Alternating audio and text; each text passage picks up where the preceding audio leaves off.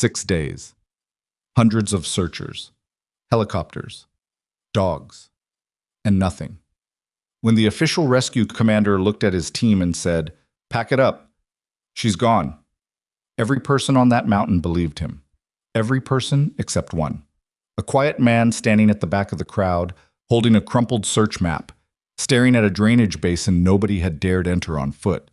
A man whose past was classified, whose instincts were forged somewhere most people never come back from. He didn't argue. He didn't beg them to keep searching.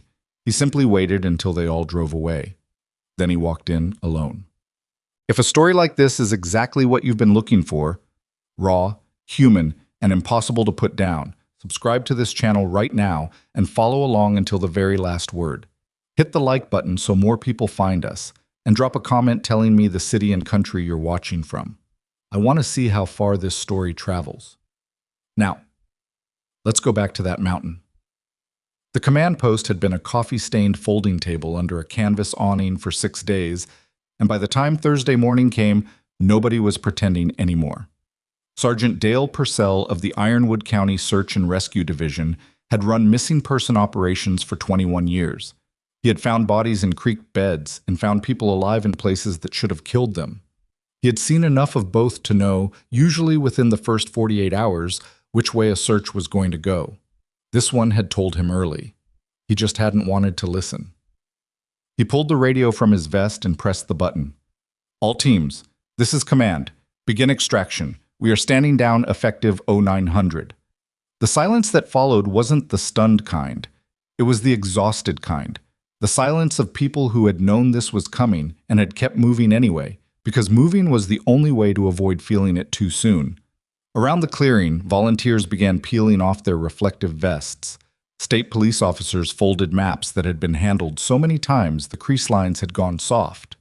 2 search dogs, a bloodhound named Petra and a shepherd mix whose name Grant had never caught, were led back toward their handlers' trucks with their heads low, not because they'd failed, but because dogs feel the weight of these moments the same way people do, just without the words for it. Grant Halstead stood at the edge of the clearing with his hands in the pockets of his jacket and watched all of it without saying anything. He was 37 years old, lean in the way that comes from work rather than a gym, with dark circles under his eyes that had been there since Tuesday, and a jaw that hadn't seen a razor in 5 days. To anyone who glanced at him, he looked like what he was supposed to look like, a wilderness maintenance contractor who'd volunteered his time, same as the couple dozen other locals who'd shown up with flashlights and good intentions. Nobody here knew anything else about him. That was intentional. Dale Purcell walked over and stopped beside him. "You put in good time, Halstead. Appreciate it." "Yeah." She was a long way from the trailhead when she went missing. Storm hit harder than any of us expected. Dale paused. "We gave it everything we had." Grant looked at him. "I know you did." Dale nodded once, and then he walked away to manage the rest of the shutdown, because there was nothing else useful to say, and Dale Purcell had learned in 21 years not to fill silence with noise just because the silence was uncomfortable. Grant turned and looked at the map still pinned to the corkboard at the edge of the command tent.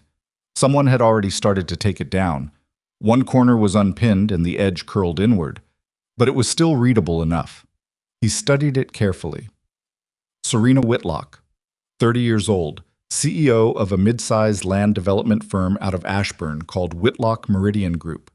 She'd come up to the Ironwood Mountain Reserve alone on a site survey, a parcel the company was evaluating for a development proposal. No guide, no satellite communicator. Just a phone that lost signal within 20 minutes of the trailhead and a confidence in her own ability to navigate that, according to the people who worked for her, was not unusual. She had called her assistant, Priya, at 11:47 on the morning she disappeared to confirm a 4 o'clock meeting back in the city. She never came back down. 6 days later, there was no body, no confirmed sighting, no distress signal, just cold terrain and a storm that had moved through like something personal, stripping the mountain of whatever the ground might have told them. Grant's eyes moved to the western edge of the map. There was a drainage basin out there, a long, narrow depression that collected runoff from 2 ridgelines and funneled it down toward a creek bed about 1.5 miles below. Aerial teams had circled it. Helicopter thermal imaging had swept the visible portions. But the terrain itself, The rocky lower sections, where two cliff faces came together and the drainage narrowed to a slot, had been marked with a simple notation in red pen. Ground access not recommended. High instability post-storm. Nobody had gone in on foot. Grant stared at that notation for a long time. His phone buzzed in his pocket. He already knew who it was. He answered. "Hey, Bug." "Dad." Molly's voice came through with the particular clarity of a 9-year-old who had not yet learned to soften difficult questions. "Did they find her?" "No." A pause. "Are they still looking?"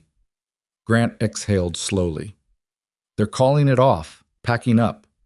Another pause, longer this time. "But Dad..." Her voice wasn't upset. It was genuinely puzzled, the way children get when adults do something that strikes them as obviously wrong and they haven't yet learned to pretend otherwise. If nobody found her, how do they know there's nobody left to find? Grant didn't answer right away. Outside the canvas awning, the first of the state police SUVs turned around in the gravel and started down the mountain road, tires crunching slow and steady in the wet dirt. "I don't know, Bug. Are you coming home?" He looked at the map, at the red pen notation, at the western drainage basin that nobody had walked into. "Little later than I planned," he said. "Don't wait up. Dad, Mrs. Henley next door has a key. You'll be okay." "I know I'll be okay. I'm asking about you." He almost smiled. "I'll call when I get signal. Get some sleep." He hung up and stood there in the emptying clearing for another minute or two, just thinking, not hesitating. He'd already decided, probably somewhere around Tuesday when he first noticed the notation, though he hadn't admitted it to himself yet. He was just letting his mind run through it one more time the way he used to before a dive. Methodical, without panic, making sure he hadn't missed something obvious. The western drainage, a terrain that had shifted post-storm. No ground search. He thought about a woman alone for 6 days in that kind of cold. His old training said, probability of survival at this point approaches 0. His old training also said, absence of a body is not confirmation of death. He shouldered his pack, the one he'd kept in his truck for 2 days without opening, because opening it would have meant deciding something he wasn't quite ready to decide, and walked past the last remaining rescue volunteer without a word. The volunteer glanced at him. "Search is called, man." "Yeah," Grant said. "I know." He kept walking. The western drainage basin was not somewhere a reasonable person walked into alone after 6 days of storms.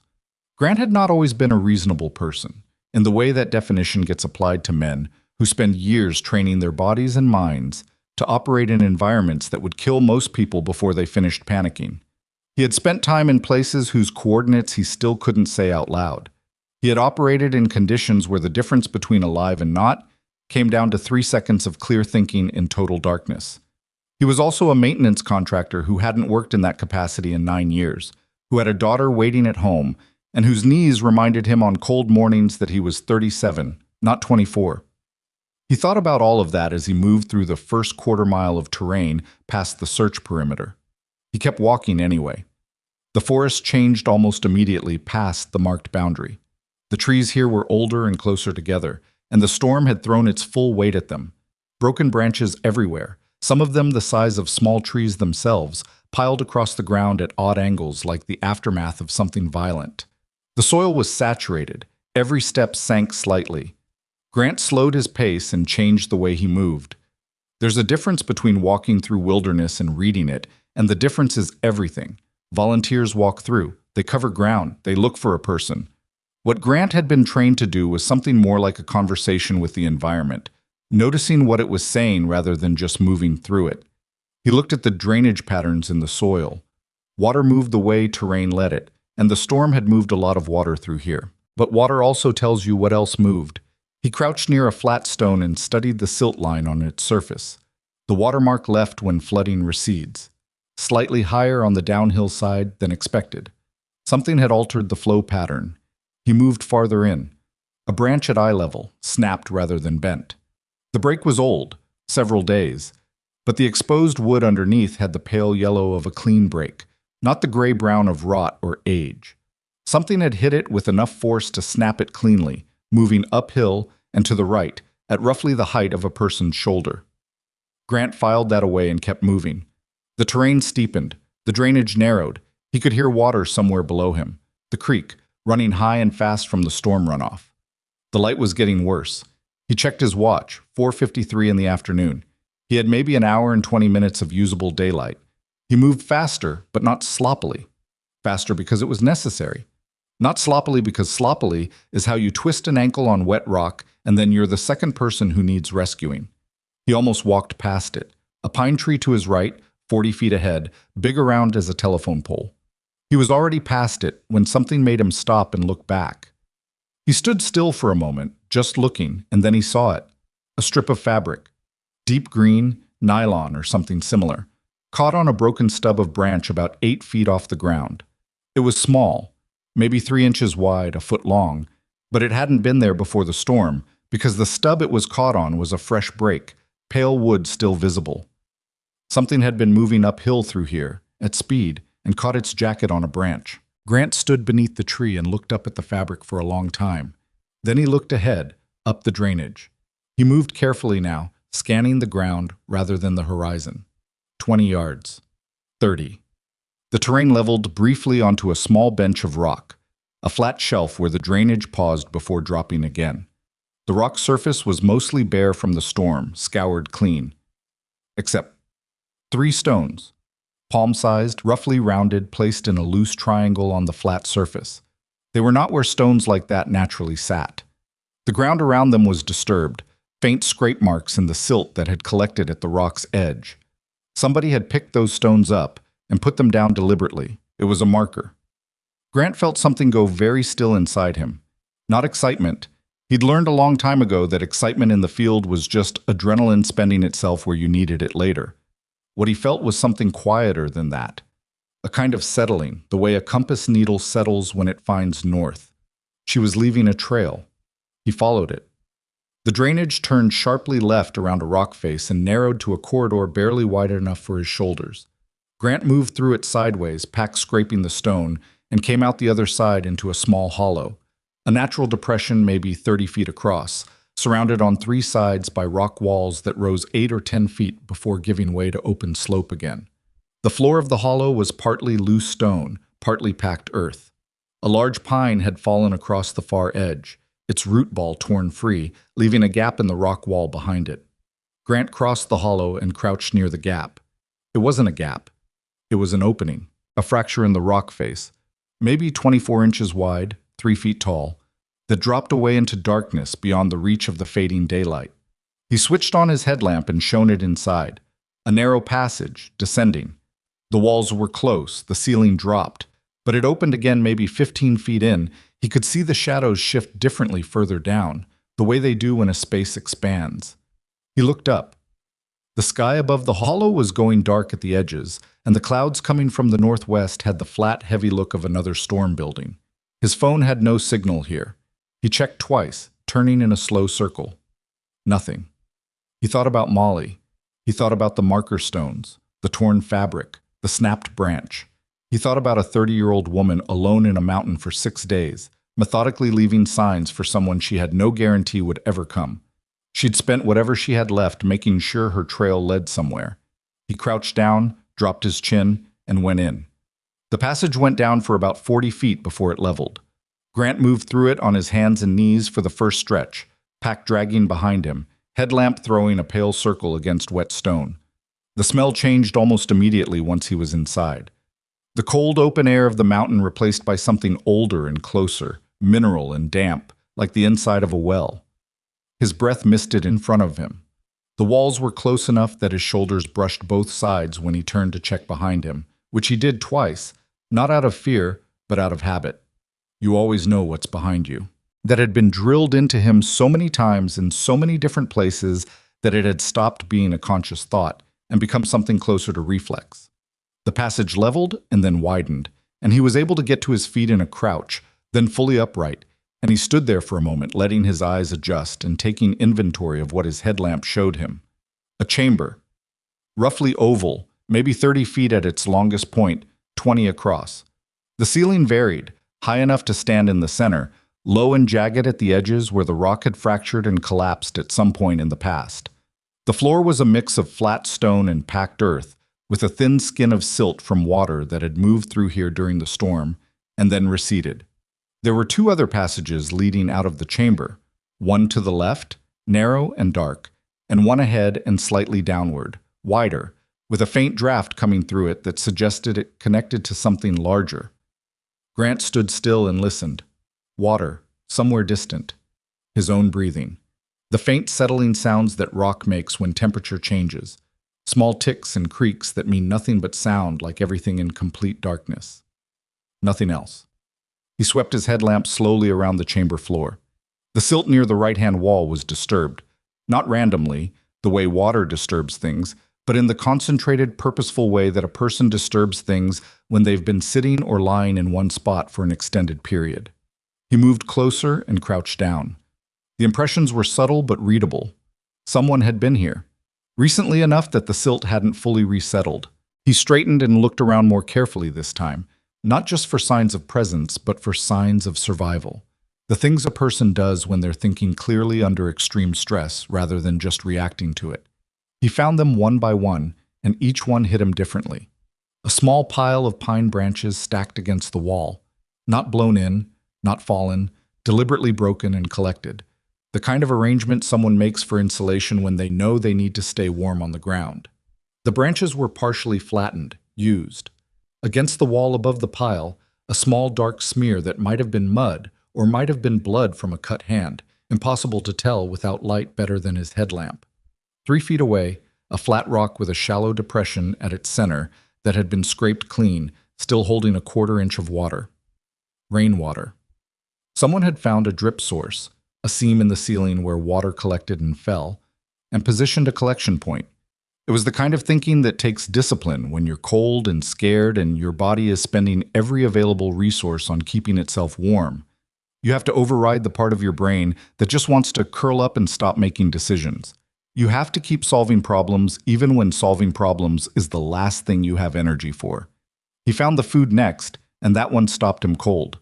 A torn energy bar wrapper, folded carefully and placed inside a small crevice in the wall rather than dropped on the floor. Next to it, the torn corner of a second wrapper, suggesting she'd rationed the bar, eaten part of it, saved part of it, kept the wrapper to remind herself of the portion. Beside that, a travel-sized pack of trail mix that had been partially consumed and then sealed as tightly as its packaging allowed. She'd had maybe 2 days of food on her when she disappeared, at most. She'd stretched it to 6. And then the candle. A small emergency candle, the kind sold in outdoor supply stores in packs of 3 for a few dollars, maybe 2 inches tall, barely more than a stub now. It had been burned and extinguished and burned again, multiple times, the wax pooled and rehardened in layers around the base. It was positioned in the center of a small ring of stones that kept it stable and contained any dripping wax. The ring of stones was level, deliberately leveled, each one chosen and placed. Grant looked at that ring of stones for a long time. He thought about what it meant, the specific sequence of choices it represented. Finding the stones in the dark, or by candlelight so dim it was almost worse than dark. Testing each one for stability. Building something careful and deliberate when your hands were probably shaking and your body temperature was dropping and the mountain was groaning around you. Not panicking, solving problems. He stood up slowly. "Hello?" His voice came out flatter than he intended, absorbed by the rock walls. He tried again, louder. "Hello, my name is Grant. I'm alone. I'm not with the rescue teams. I came in on my own. If you can hear me, you don't have to answer right away." He stopped and listened. The distant water, the rock settling, his breathing. He waited a full 30 seconds, which is longer than most people think it is when you're standing in a dark cave hoping for something. Then he heard it. It was faint enough that he almost convinced himself he'd imagined it, a dry, shallow sound, involuntary, the kind that comes from lungs that have been breathing cold, damp air for nearly a week. A cough. Grant didn't move toward it. He'd learned that lesson in a different context entirely, in a situation he didn't think about if he could help it. That rushing towards someone in an enclosed space when they don't know you and they're frightened is often the worst thing you can do. Instead, he crouched down slowly, opened his pack, and took out his water bottle. He placed it on the ground directly in front of him where anyone coming from the far passage would be able to see it clearly in their own lamplight, if they had any. Then he sat down, put his back against the wall, and spoke in a normal conversational tone, the way you'd talk to someone sitting across a table from you. There's water on the ground in front of me. You don't have to come toward me to get it. I can slide it further if that's easier. I've got food too. I'm not in a hurry. He paused. I found your markers. The stones near the shelf rock and the fabric on the pine. You did good work with those. Silence. Then, from the passage ahead and to the left, the wider one with the draft, a voice came back. It was weak. Dry in the way that voices get after serious dehydration, roughened at the edges. But it was controlled. That was the thing that struck him first. After 6 days alone in a cave, trapped, injured, in the cold, the voice was controlled. How many people are with you? Just me. A pause. That's either very good news or very bad news. I'd call it good news, Grant said, but I'll let you make that call yourself. Another pause, longer. He heard movement from the passage. Careful, slow movement, the sound of someone managing pain and limited mobility. My leg is caught, the voice said. I can't come to you. You'd need to come to me. I know. Take your time. I'm not leaving. The movement in the passage stopped. The rescue teams called it off. It wasn't a question. The flatness in her voice when she said it was not self-pity or bitterness. It was just a statement, the kind you make when you've already made your peace with a possibility, and then it gets confirmed. This morning, Grant said. Yeah. And you came anyway. I came anyway. A long silence that had a different quality than the previous ones. Okay, she said finally. Come ahead. He took his water bottle and his pack and went into the passage. The passage ran about 25 feet and then opened into a second chamber, smaller than the first, with a ceiling that sloped down sharply on the far side. The far wall was not a wall. It was a collapse. A massive slab of limestone, maybe 8 feet long and 4 feet wide, had come down at an angle, its lower edge embedded in the chamber floor, its upper edge leaning against the natural rock behind it. Around and beneath it were smaller pieces of broken rock, some the size of a fist, some larger, all of it fractured and loose in the way that fresh collapses are loose. Not settled, not stable, still in the process of finding whatever equilibrium it was going to find. Serena Whitlock was against the far wall, partially beneath the lower edge of the slab. Grant's headlamp found her, and he stopped in the entrance of the passage, giving her a moment to see him clearly before he moved any closer. It was a basic courtesy that cost him nothing and mattered more than most people understood. She was sitting upright with her back against the stone, which was itself a piece of information. After 6 days, sitting upright meant she'd been managing herself, repositioning regularly, refusing to let her body give up the fight it was having with gravity and cold and exhaustion. Her jacket, deep green, the same color as the fabric on the pine branch, was torn at the left shoulder, the sleeve partially ripped away. She'd wrapped that torn fabric around her left hand. Her right leg was extended straight in front of her, and the lower portion of it, from mid-calf downward, was pinned beneath the slab where it rested on the ground. Not deeply. Grant could see perhaps 4 or 5 inches of ankle and foot extending beyond the slab's edge, but pinned securely enough that movement in any direction would be either impossible or damaging. Her face was difficult to read under the grime and the pallor that comes from serious dehydration. She was younger than her situation made her look. 30 years old, but right now she looked both older and younger at the same time, the way people do when they've been stripped of everything non-essential, and you're seeing just the person underneath all of it. She looked at him steadily, dark eyes, alert despite everything. Whatever reserve she was running on, it hadn't run out yet. You actually came alone, she said. Yeah. Grant moved closer and crouched down in front of her, keeping his headlamp angled so it wasn't directly in her face. Here. He handed her the water bottle. She took it and drank, carefully, not the desperate gulping you'd expect, but measured sips, spacing them out. She'd been disciplined with what little water she'd collected from the ceiling drip. She understood hydration and pace. She handed the bottle back when she'd taken maybe 6 or 7 measured swallows. More, Grant said. I don't know when I last ate solid food. Drinking too much too fast. Fair point. He put the bottle down where she could reach it herself. How long has your leg been pinned? Since the 2nd day. First collapse happened in the night. I'd come back into this chamber. I'd been further in exploring and I heard the rock fall, and when I came back, the passage behind me was partially blocked. I tried to clear it. She looked at the slab without visible emotion. That was a mistake. You made it worse. I made it significantly worse. Yes. A pause. I had a moment of not thinking clearly. Then I stopped and started thinking clearly again.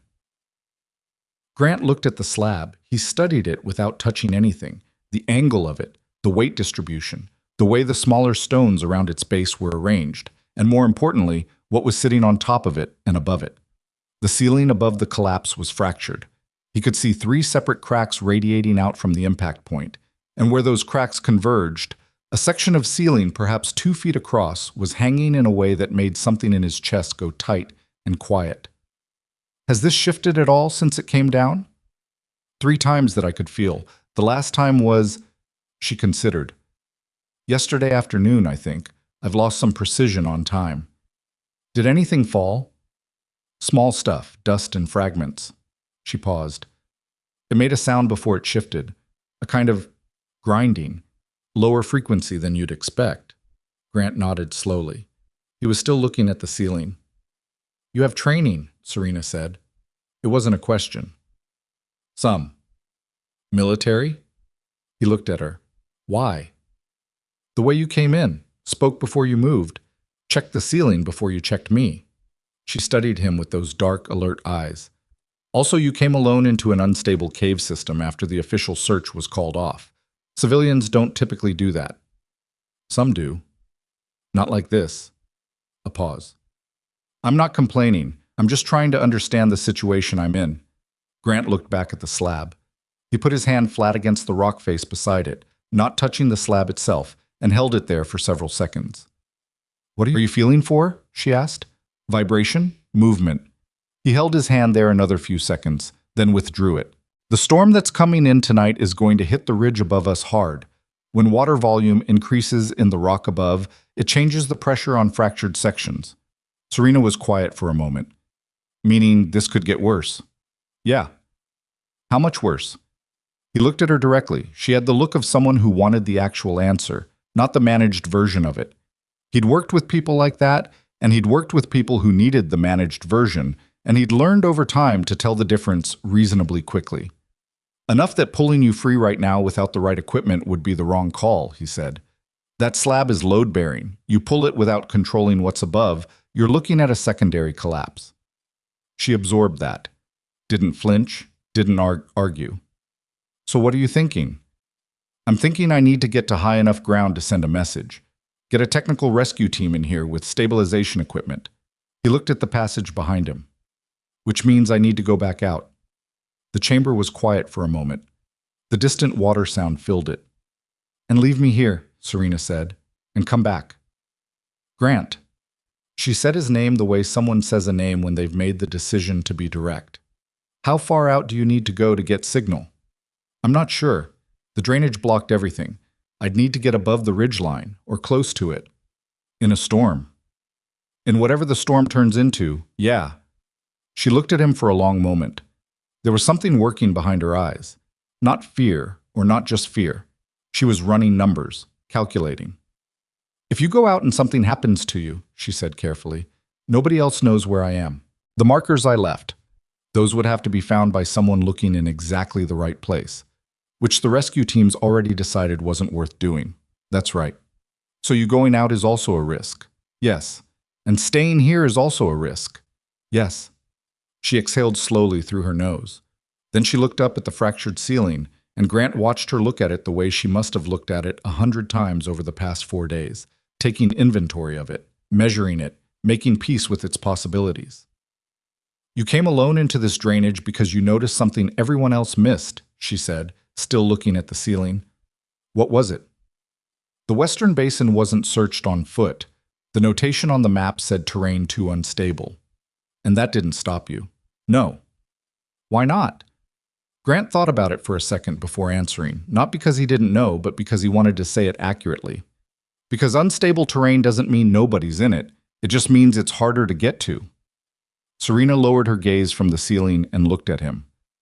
What's your daughter's name? She asked. He looked at her. How do you know I have a daughter? The corner of her mouth moved. Not quite a smile, but something adjacent to it. You're 30-something, you came into a dangerous cave alone to look for a stranger, and the first thing you did when you got close to me was slow down and give me space to decide whether I trusted you. Men who do that either have daughters or they grew up in houses where women were treated well, and those things often go together." She paused. "I'm guessing daughter." Grant was quiet for a second. "Molly," he said. "She's 9. She know you're here?" "She knows I'm later than planned." Serena nodded slowly. "You should go," she said. "Get your signal. Get your team. I'll be back before morning." "I know." She said it without hesitation, which surprised him slightly. "You're not the kind of person who says things he doesn't mean." He started to pull the emergency kit from his pack. The second one. The one he kept inside the main pack rather than in the outer pocket. He set it beside her. Another water bottle, 2 high-calorie food bars, a space blanket still in its foil packaging, and a compact emergency whistle on a nylon cord. "The whistle," he said. 3 short blasts if something changes in here. If you hear movement in the rock above you, if the slab shifts, if you hear that grinding again, 3 blasts. And if you hear it, I'll hear it." She looked at the whistle, then she picked it up and looped the cord around her wrist without a word. He repacked his bag and got to his feet. "Grant!" He looked back. Serena was sitting against the wall with the space blanket across her lap and the water bottle in her hand, and she looked precisely as bad as a person looks after 6 days alone underground in the cold, which is a specific kind of bad that doesn't translate well into words. Pale, exhausted, diminished in the physical way that severe calorie deficit and dehydration diminish a person, but those dark eyes were still sharp. "The markers," she said, "the stones and the fabric. I put those out on day 3. I'd already gone through the probabilities by then, and I knew, realistically, that the odds of someone finding this specific passage in this specific drainage were not good." "Yeah. I put them out anyway." "Yeah," he said again. "You did." She held his gaze. "Don't make me regret thinking someone would come."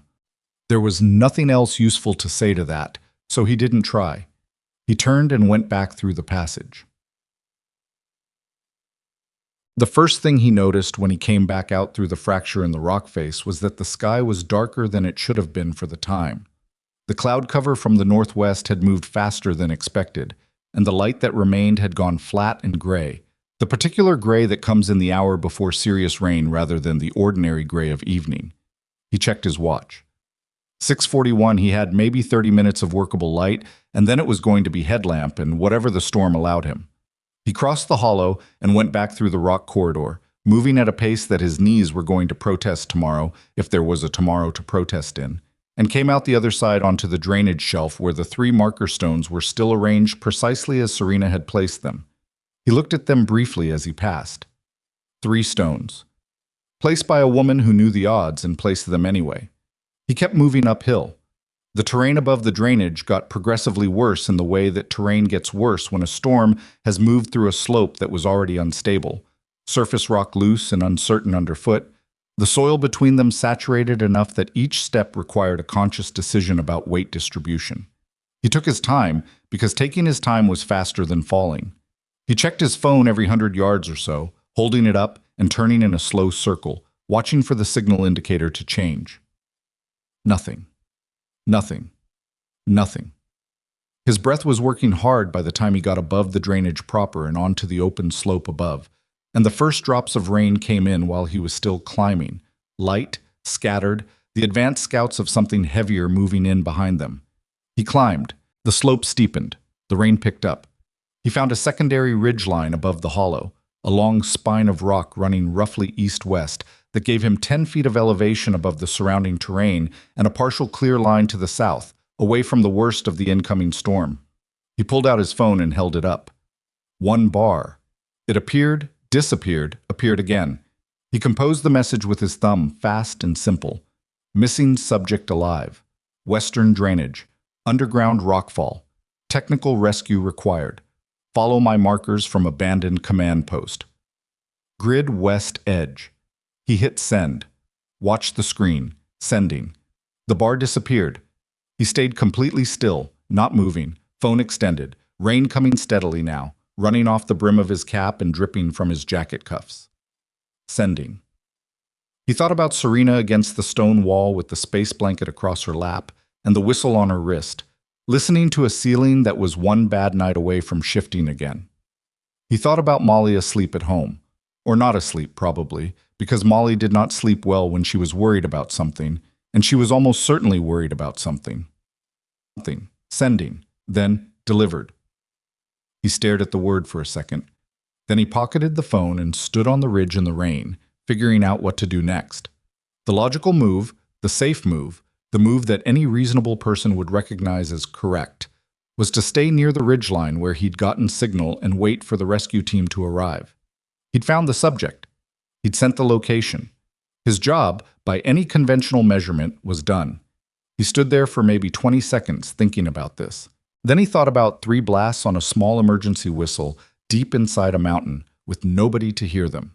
He turned around and started back down. The descent was worse than the climb. It always was, in wet conditions on loose rock, because your center of gravity is working against you on the way down, and there is no good way to arrest a slide on saturated soil except to find something to grab before the slide finds speed. He was 3/4 of the way back down to the drainage when the shale section gave way. It happened fast, the way these things do. One footfall that seemed solid, then the entire surface of the slope shifting in a single piece, the individual stones skating against each other like ball bearings. And then there was nothing under him, and he was moving sideways and down simultaneously, and the ravine edge was approximately 8 feet to his right and getting closer. He didn't think about it. His right hand went out and caught a root, a thick, gnarled thing emerging from between 2 embedded boulders, and his shoulder took the full shock of his body weight stopping its speed, which was considerable, and he heard himself make a sound that was not dignified in any way. He hung there for a second, grip locked on the root, feet scrabbling at loose stone for purchase. Found a foothold. Found another. Got his left hand onto a rock edge. Transferred weight. Stopped. He pressed his forehead against the cold stone for exactly 3 seconds, not resting, just letting his nervous system recalibrate. And then he started moving again, more carefully, angling away from the ravine edge. His shoulder was going to be a problem tomorrow. He filed that under tomorrow's problems and kept going. By the time he got back through the rock corridor and across the hollow and back to the fracture in the face, the rain was coming in earnest. He could hear it hitting the canopy above the hollow in a continuous low roar. The temperature had dropped another several degrees. He paused at the fracture entrance and listened. Silence from below. No whistle blasts. He went in. Coming back through the passage felt different than the first time. Not easier exactly, but more familiar, his body having calibrated itself to the angles and the ceiling height, his hands knowing before he reached them where the wall edges were. He came through into the first chamber, crossed it, went into the second passage. He came out into Serena's chamber and swept his headlamp across to where she'd been sitting. She was there, the space blanket across her lap, the water bottle beside her, the whistle still on her wrist. She'd eaten part of one of the food bars. The wrapper was folded and placed in the wall crevice next to the others. She looked up at him. "Message went through," he said. She looked at him for a second, then looked at his jacket. "You're soaked." "It's raining." "I can see that." She paused. "You went back out and came back." "Yeah. That was faster than I expected." "I move fast." She looked at his right shoulder, which he was carrying slightly wrong without fully realizing it. "You're hurt." "I'm fine." "That's not what I asked." Grant set his pack down and sat against the wall across from her, close enough to talk at a normal volume, far enough to give her space. His shoulder was a dull, insistent ache that he could manage, and had managed worse. "Slipped on the way back down," he said. "Caught a root. It's fine." Serena looked at him with an expression he couldn't quite name. Not pity, something more complicated than pity. Something that looked almost like guilt. "You didn't have to come back down," she said. "You could have waited at the signal point." "Could have. That would have been the rational choice." "Probably." She was quiet for a moment. The rain was audible even here, a low vibration in the rock above them, water beginning to move through the seams of the mountain in greater volume. Grant could hear the drip source in the far corner of the first chamber running steadily now, twice the rate it had been an hour ago. "The rescue team," Serena said. "How long?" "If the message went to the right people, and if they move fast, 6, maybe 8 hours." They'll need to come in with stabilization gear. That takes time to stage. She nodded. She looked at the slab. And between now and then, we wait, Grant said, and we don't touch the slab. She looked back at him. And if it moves on its own? Grant thought about the fractured ceiling above the collapse, about the storm above the mountain, about the grinding sound she'd described. Then we deal with it, he said. Serena was quiet for a long moment. Then she reached over and picked up the second food bar from where he'd set it beside her, and she held it out to him. Eat something, she said. You're going to need it. He took the bar, and for a while neither of them said anything. The mountain shifted and settled around them in the dark, and the rain kept coming, and they sat across from each other in the thin beam of a headlamp, two people waiting out the long stretch between crisis and rescue, which is its own particular kind of hard, the kind that doesn't make for dramatic stories because it's mostly just endurance with nowhere to put the energy. But they weren't alone in it. That mattered more than Grant let himself say out loud. And somewhere above the ridge, moving through rain and dark, the delivered message was beginning to wake people up. The hours between midnight and dawn are the hardest kind of waiting. Grant had learned that in other contexts, in staging areas before operations, in field positions where movement wasn't possible and silence was mandatory, and your mind had nothing to do but run through every variable it could think of, including the ones you couldn't control. There's a particular quality to that kind of waiting that civilian life doesn't really prepare you for. It's not boredom, exactly. It's closer to the feeling of holding a door shut against something heavy on the other side, the sustained muscular effort of maintaining composure when your nervous system would prefer to be doing literally anything else. He sat across from Serena in the narrow beam of his headlamp, and he held the door shut, and he listened to the mountain. She drifted into something that was probably not sleep so much as the body's emergency shutdown, the kind of half-consciousness that severe exhaustion and dehydration produce when the mind finally stops being able to override them. Her head had gone back against the stone and her breathing had changed, slower and more audible, but her right hand remained loosely curled around the whistle cord at her wrist, even in whatever version of sleep this was. Grant noted that without commenting on it. There are things people do without knowing they're doing them that tell you more about who they are than most conversations manage. He used the time to study the collapse again. He'd been looking at it intermittently since he got back, running calculations that he had no engineering degree to validate, but 9 years of operational experience to inform. The slab itself wasn't the primary problem. The slab was resting at a stable angle, steep enough that its weight was distributed along its length rather than concentrating at the lower edge where it met the floor, which meant Serena's leg was bearing compressive force rather than being actively crushed. Painful and dangerous in terms of circulation and nerve compression, but not the same as being under full weight. She'd survived 6 days of it. He could see from the way she'd positioned herself, carefully, with her back straight and her weight distributed evenly on the side that was free, that she understood the mechanics of her situation and had been managing them. The problem was what was above the slab. The ceiling fractures he'd noted earlier were more visible now that he'd spent time studying them. 3 primary cracks, radiating from the impact point of the initial collapse, each running at a slightly different angle across the ceiling surface. Where they converged, approximately 4 feet above and slightly to the left of the slab's upper edge, there was a section of ceiling that had separated from the bedrock above it. He could see the gap, a dark line, thin as a knife blade in most places, but wider at one end, where 2 of the cracks met. That section was being held in place by compression and by the interlocking of its edges against the surrounding rock. If the pressure changed, if the water moving through the rock above increased enough to shift the weight distribution, those edges could release. What was sitting below that section was the top of the slab, and what was below the top of the slab was Serena's leg. If that ceiling section came down on the slab's angle would change.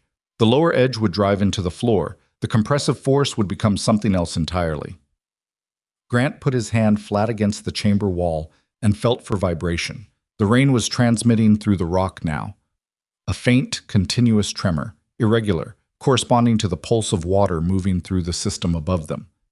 It was not the grinding that Serena had described, but it was present in a way it hadn't been 2 hours ago. He checked his watch. 1:47 in the morning. If his message had reached the right people and they'd moved immediately, a technical rescue team might be staged and moving by now. Or it might have hit someone's phone in the middle of the night and been flagged for confirmation in the morning, in which case they were looking at 6 hours minimum before any help arrived. He didn't know which. He had no way to know which.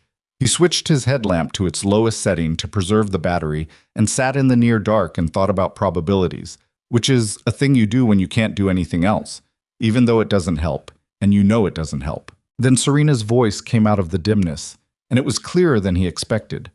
Not the voice of someone waking from sleep, but of someone who'd been awake and quiet. "Tell me something." Grant looked over at her. In the low light, her face was mostly shadow. "What do you want to know?" "Anything. It doesn't matter what." A pause. "I've been alone in this thing for 6 days. I've been talking to myself, which gets old around day 3. I just want to hear another person's voice for a while." He understood that. He'd been in situations where the sound of another human voice was the only thing that kept the walls of a place from feeling permanent. "Okay," he said. "Tell me about Molly." Grant leaned his head back against the stone. The low hum of water through rock continued its irregular rhythm above them. "She's 9, he said. "She's got her mother's eyes. Dark brown, almost black in certain light. She's been that way since she was born, looking at everything like she's taking notes." He paused. "She's smarter than I know what to do with most days. Her teacher told me last spring that Molly asks questions that make the other kids go quiet, not because they're mean questions, just because she finds angles nobody's thought of. Like asking how you know there's nobody left to find." He looked over at her. "How do you know about that?" "You said it on the phone, when you called her after the search was called off, before you walked in here." A pause. "Sound carries in a way down here. I heard the end of your conversation." Grant was quiet for a moment. "Yeah, like that."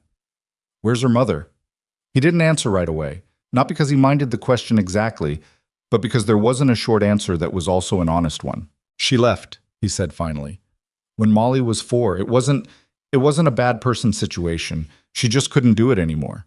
The waiting, the deployments, not knowing. She held on longer than most people would have." He stopped. "We didn't end badly. We just ended. Do you still talk?" "Sometimes. For Molly's sake, mostly. It's fine. It's what it is." "And after you left the service?" "I came back here. My grandfather had land up in the Ironwood area. I grew up spending summers out here. When I was trying to figure out what normal looked like, this seemed like a reasonable place to try." He paused. "The maintenance work is quiet. It's outside. Nobody's asking me to make decisions that cost anything." "You miss it," Serena said, not a question. "Some parts, not others." "Which parts do you miss?" Grant thought about it carefully, the way he always did when someone asked him that directly, which wasn't often. "The clarity," he said. "When you're in a bad situation, you know it's bad. You know what you're trying to do. You know who's counting on you. There's nothing ambiguous about it." He looked at the slab. "Regular life has a lot of ambiguity. I'm still figuring out how to be comfortable with that." Serena was quiet for a moment. "I understand that," she said. "I figured you might. Running a company isn't combat. But the clarity thing, yes. When everything's going wrong at once and you have to make a decision with incomplete information and everybody's looking at you, there's something in that feels more honest than the normal days.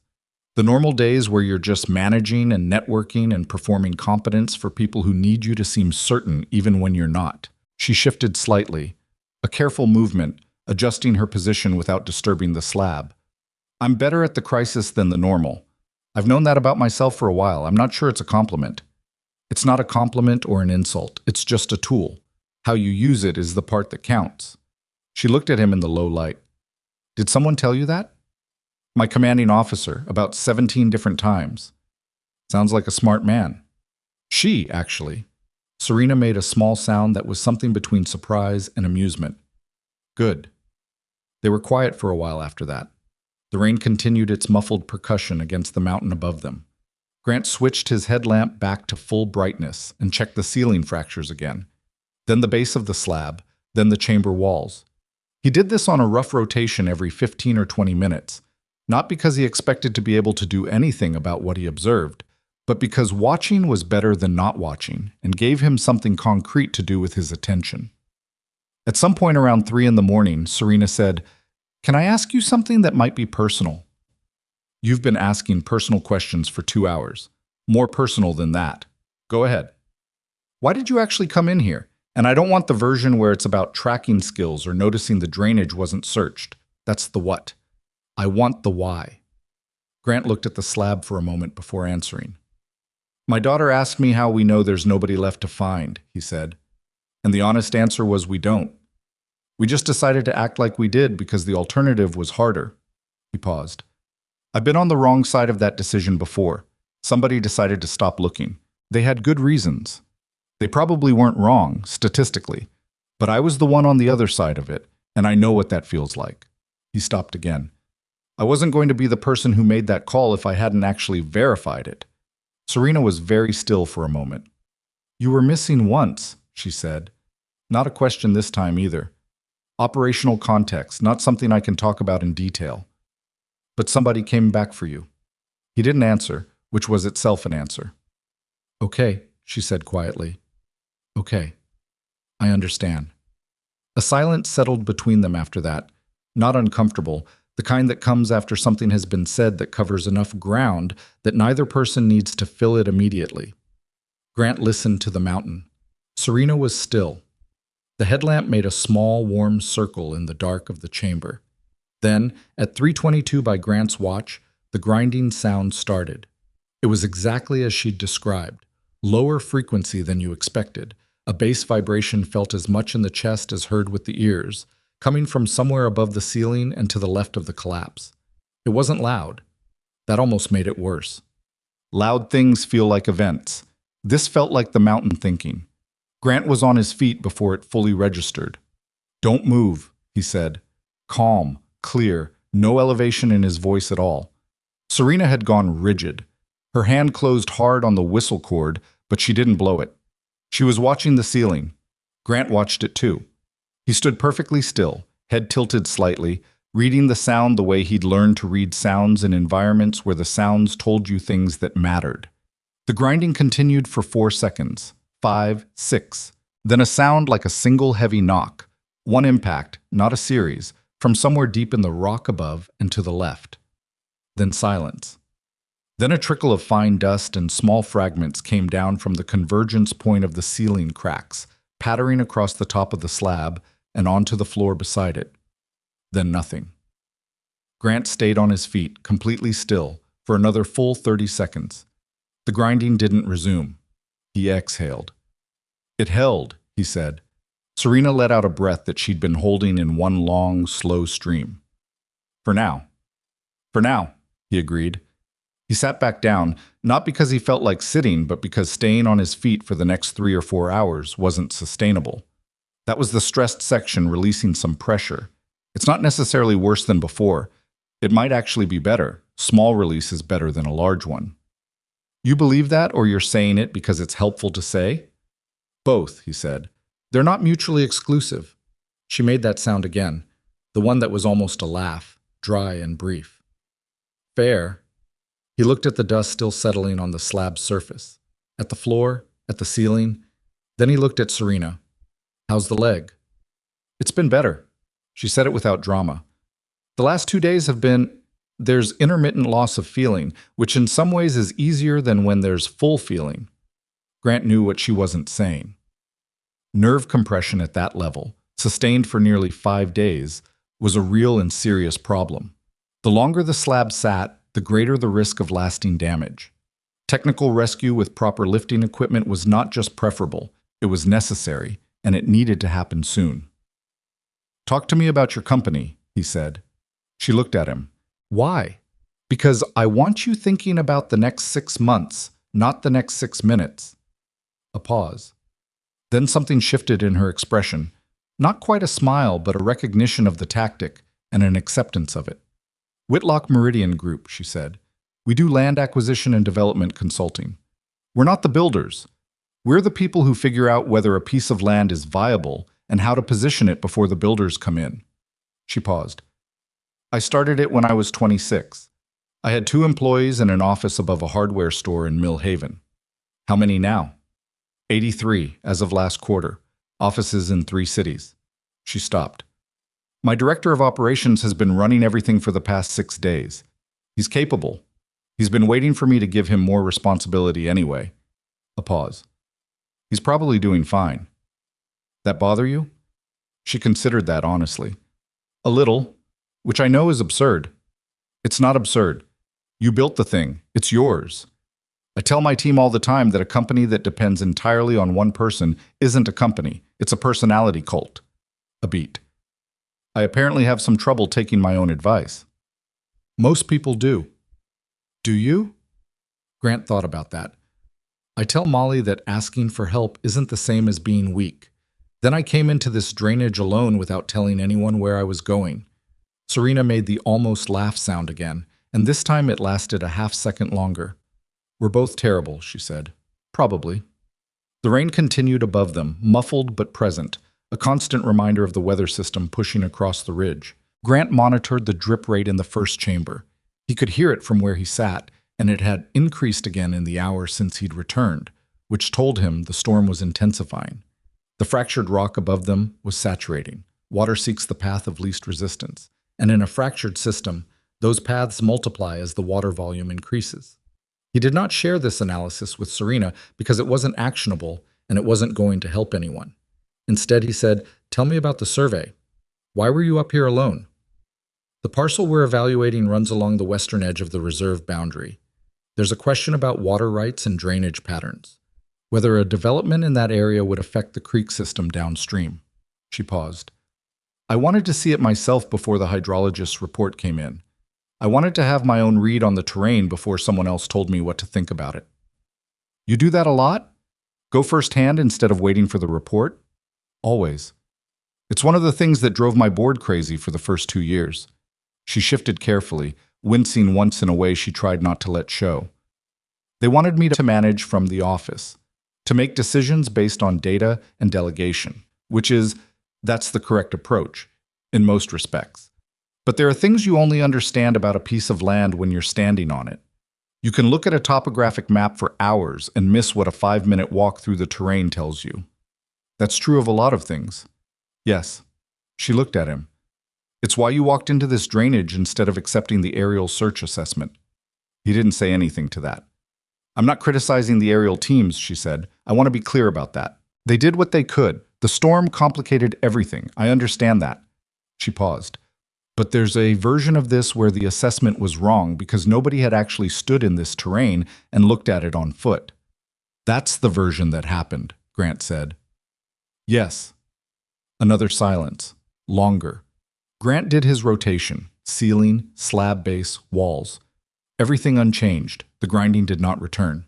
He checked his watch. 4:16. He thought about the technical rescue team, if they'd gotten his message, if they'd staged and moved in the dark, if they were working their way up the drainage right now in the rain with their stabilization equipment. He thought about how long the passage would take to navigate with that kind of gear. He thought about the ceiling above the slab and what another 6 hours of storm pressure would do to it. He thought about Serena's leg, and he didn't let himself follow that thought all the way to its end. Grant. Her voice was quieter than it had been. The effort of conversation was costing her something, and they'd been at it for hours. Yeah. I need to ask you something, and I need you to answer me straight. Okay? If the team doesn't get here in time, if that ceiling goes before they come, what can you actually do? With what you have right now? He looked at the slab, at the ceiling, at the fractured section above the convergence point. He'd been running this exact calculation on and off for the past 3 hours. He'd looked at every angle of it. He'd thought about the weight, the leverage, what he had in his pack, what the chamber walls offered in terms of anchor points, how much controlled force he could generate alone, what the failure mode looked like if he was wrong. Not much, he said. Not without risking making it worse. She absorbed that.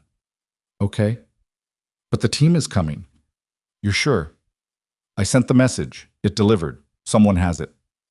Someone having it and someone acting on it are different things. They are, he said. But the notation for this drainage was on the official search map. When a rescue coordinator looks at my message and the coordinates and the map, they'll understand immediately why this wasn't searched on foot and what that means. They'll move fast. She thought about this. You're working through probabilities again. I always am. And the probability of the team getting here in time? He looked at her steadily in the headlamp light. Better than the probability that you survived 6 days alone down here. And you already pulled that one off. Something moved across her face. Not quite a smile, not quite relief. Something in between that had a little grief mixed into it. The way strong emotions often do when they've been held under pressure for a long time and finally get a small amount of room. I had a plan, she said. Every day I was here, I had a plan. Keep the water collected, ration the food, conserve heat. Mark the passage. Keep the markers updated in case the first ones were missed. She paused. I think the planning was the thing that kept me functional. If I'd stopped having a next step, I think I would have stopped. Yeah, Grant said. That's usually how it works. Does the planning ever stop working? In your experience? He thought about that honestly. It gets harder to believe in it. The planning itself doesn't stop working. If anything, the discipline of it keeps you moving when the belief runs out. But there are moments where you're doing the next step purely mechanically, because the alternative is to stop, and stopping isn't acceptable. He paused. You had one of those? Day 4, she said without hesitation. Day 4 was hard. He nodded. He didn't ask what specifically had happened on day 4. He understood it well enough without the specifics, and sometimes the specifics don't need to be said. You got through it, he said. I got through it. The chamber was quiet around them. The water sound from the first chamber continued its steady, slightly elevated drip. The temperature had not improved.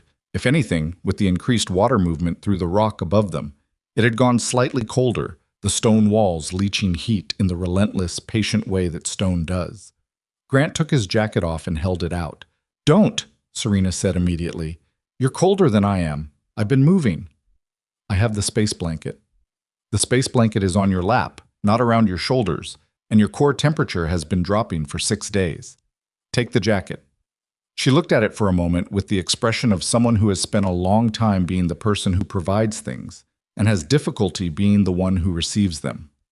Then she reached out and took it. Thank you, she said, and pulled it around her shoulders. Don't thank me. It's a practical decision. You can let people say thank you, Grant. He opened his mouth and then closed it again. Noted, he said. She almost laughed. Actually, almost this time.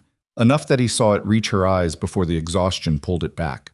He sat in his thermal lair and listened to the mountain and watched the ceiling and ran his probabilities and held his door shut, and the hours moved the way hours move when you're waiting for something you can't speed up. Slowly, then all at once, then slowly again. At 5:41 in the morning, Serena had drifted back into her half-sleep state.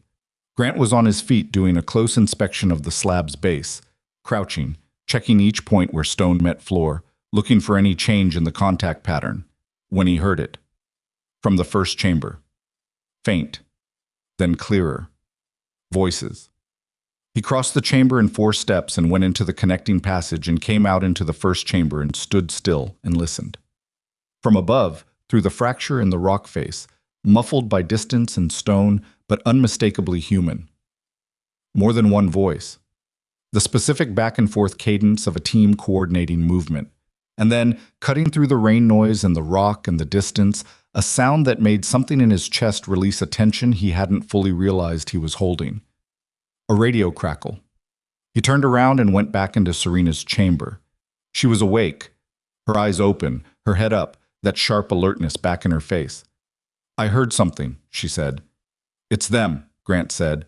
They're at the entrance. She looked at him, and for the first time since he'd found her, she didn't say anything. Her jaw tightened once, and she pressed her lips together, and she looked down at the jacket across her shoulders. When she looked back up, her eyes were bright in a way that wasn't entirely attributable to his headlamp. Don't, she said, in a tone that meant, don't you dare point that out. Wasn't going to say a word, Grant said. He turned toward the passage and raised his voice. In here, second chamber. Follow the passage straight through. The radio crackle came again, closer now, and then a beam of light appeared at the far end of the first chamber, and another behind it, and another, until there were 4 of them moving toward him. 4 headlamps and the silhouettes of people carrying things, bulky outlines of equipment cases and coiled strapping, and the unmistakable yellow and black of a technical rescue bag. A woman's voice, direct and professional, called ahead. "Halstead?" "Here," Grant said. "Subject is pinned in the second chamber. Right leg, lower portion, compressive slab, ceiling fracture above the collapse. She's conscious and coherent. Leg has been pinned approximately 4.5 days." The woman, lead rescuer, her vest said K. Ostroff in white lettering, came up beside him and looked into the connecting passage. She was mid-40s, efficient in her movements, the kind of person who takes in a situation and starts solving it before she's finished receiving information. "Load-bearing slab?" she said. "Yes, fractured ceiling section above the impact point. It ground and dropped debris around 0320. Appeared to stabilize after. I've been monitoring." Ostroff turned and looked at him directly. "You stayed in here with her?" "Yes." She looked at him for exactly 1 second with an expression he couldn't read, then turned back to the passage and started calling instructions to her team in the clipped, precise language of people who have done this before and know that clear communication is faster than any other kind. Behind him, from the second chamber, Serena's voice came through the passage, steadier than it had been in hours. "Tell them to watch the left side of the ceiling. The convergence point of the cracks is directly above the upper edge of the slab. The structural integrity there is—" She paused, and he could hear her calibrating her own language, switching registers without losing precision. "Questionable, at best." Ostroff looked at Grant. "She an engineer?"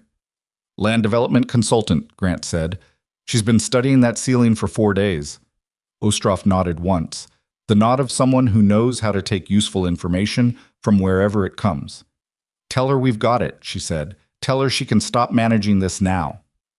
Grant went back into the passage and crouched at the entrance to the second chamber. Serena was sitting exactly where she'd been, jacket across her shoulders, whistle still on her wrist, watching the passage entrance with those dark, alert eyes.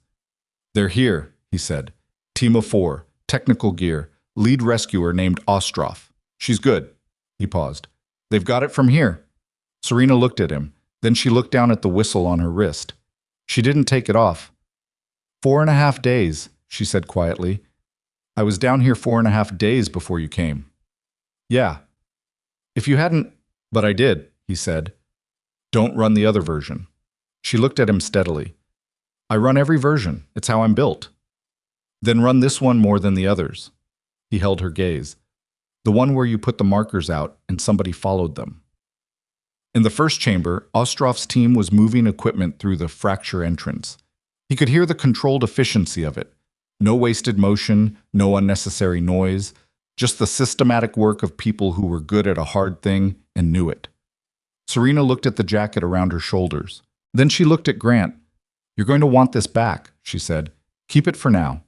She pulled it closer around her. Above them, the mountain settled into whatever configuration the night storm had moved it toward, and somewhere past the rock and the rain and the long hours of darkness. The sky above Ironwood Mountain Reserve was beginning to do the thing that skies do regardless of what happens underneath them. It was beginning to get light. K. Ostroff ran her operation the way Grant had expected she would, methodically, without theater, with the particular economy of motion that separates people who are genuinely competent from people who are performing competence for an audience. There was no audience here. There was a fractured ceiling, a load-bearing slab, a woman with a leg that had been compressed for 4.5 days, and approximately 6 hours before the morning storm system made the western drainage impassable for extraction. Ostroff was aware of all of these things simultaneously and made decisions accordingly. Her team worked in the second chamber while Grant stayed in the connecting passage, out of the way but close enough that Ostroff could ask him questions without raising her voice, which she did 3 times in the first 20 minutes. What was the largest debris fall from the ceiling before he arrived? Had the slab shifted laterally at any point or only settled vertically? How long had the subject been without solid food? He answered each one cleanly and without elaboration, because elaboration was not what she needed. The rescue engineer, a heavy-set man in his 50s named Pruitt, whose movements were slow and deliberate and whose face showed nothing whatsoever, spent the first 15 minutes doing nothing but looking. He walked around the slab from every angle he could access. He studied the ceiling. He got a flashlight out and shone it into the gap in the fractured section above the convergence point. He crouched and looked at the contact line between the slab's lower edge and the floor. He stood up and looked at the slab's upper edge and the ceiling above it. He did all of this without touching anything and without speaking. Then he turned to Ostroff and said, "Lifting bags on the right side. 2-point anchor on the north wall. We stabilize above before we move below." Ostroff nodded. "What's your read on the convergence point?" "It'll hold if we don't vibrate it. Work slow." Ostroff looked at Grant in the passage entrance. "Your assessment when it shifted at OS 320? "Pressure release," Grant said. Sounded contained. The debris was small, dust and fragments, nothing structural. It settled within 30 seconds. Pruitt looked at him. "You've been in collapses before." "Different context." "Same physics." Pruitt pulled equipment from his case with the unhurried focus of a man who has made his peace with the fact that rushing in this particular work kills people. "We'll be an hour, minimum." Grant looked past him at Serena. She was watching Pruitt's preparations with that same concentrated attention she'd been applying to the ceiling for 4 days, cataloging, assessing, running her own parallel calculation. She had accepted a second water bottle from one of the team members and was drinking from it in measured sips. She had not, he noticed, taken the whistle off her wrist. "You doing okay?" he asked her. "I'm watching him work," she said, meaning Pruitt. "He's good." "He is." "He hasn't said anything reassuring. I find that reassuring." "Yeah," Grant said. "Me too." He moved back through the passage into the first chamber and sat down against the wall where he'd been when he first arrived, and he let the team do their work. There is a specific skill in knowing when you are not the most useful person in a room, and Grant had developed it the hard way over years of working in environments where ego killed people. Right now, the most useful thing he could do was stay out of Pruitt's radius and keep his own body from adding to the variables Ostroff was managing. He checked his phone out of habit. 1 bar, intermittent, flickering in and out. The signal was better than it had been in the drainage, but still unreliable. He tried calling Molly and got nothing. The call dropped before it connected. He sent a text instead, short and unambiguous. "I'm okay. Found her. Team is here. Home soon." He watched the sending indicator. It delivered after 40 seconds. He pocketed the phone and sat and listened to Pruitt's teamwork in the next chamber. The careful sounds of equipment being positioned, of instructions given at low volume, of the specific silence that follows an instruction when everyone holds still to let the rock tell them whether it objects. It was 6:48 in the morning. Outside, above the mountain, the sky was doing its pale gray impersonation of dawn. Grant couldn't see it from here, but he could feel the slight shift in the air coming down through the fracture, colder, cleaner, carrying the smell of rain-washed pine that was different from the mineral cold of the cave. The storm had moved through. Whatever came next would be easier weather than what came before, which was the one piece of luck the morning had offered unprompted. He thought about the message he'd sent from the ridge in the rain, about standing on loose shale in the dark with 1 bar of signal and the rain coming sideways off the northwest, composing 16 words with his thumb while his shoulder ached from catching a root over a ravine. He thought about watching the word "sending" sit on his screen for 15 seconds that felt significantly longer. He thought about turning around after the message delivered. He'd known, on the ridge, that the rational calculation pointed one direction and he was choosing the other, and he'd chosen it anyway, without significant deliberation. That was the part that stayed with him now, sitting in the first chamber listening to Pruitt work. Not the choice itself, but how easy it had been, how obvious. He didn't know entirely what that said about him. Probably nothing he hadn't already known for a long time. From the second chamber, Pruitt's voice. "First bag is set. Hold pressure on the north anchor." Then a sound Grant recognized. The controlled release of a pneumatic lifting system, a low hiss as pressure built in the stabilization bag, being used to redistribute the load on the ceiling above the slab. Slow, deliberate, giving the rock time to adjust to each increment of change rather than shocking it. Then silence.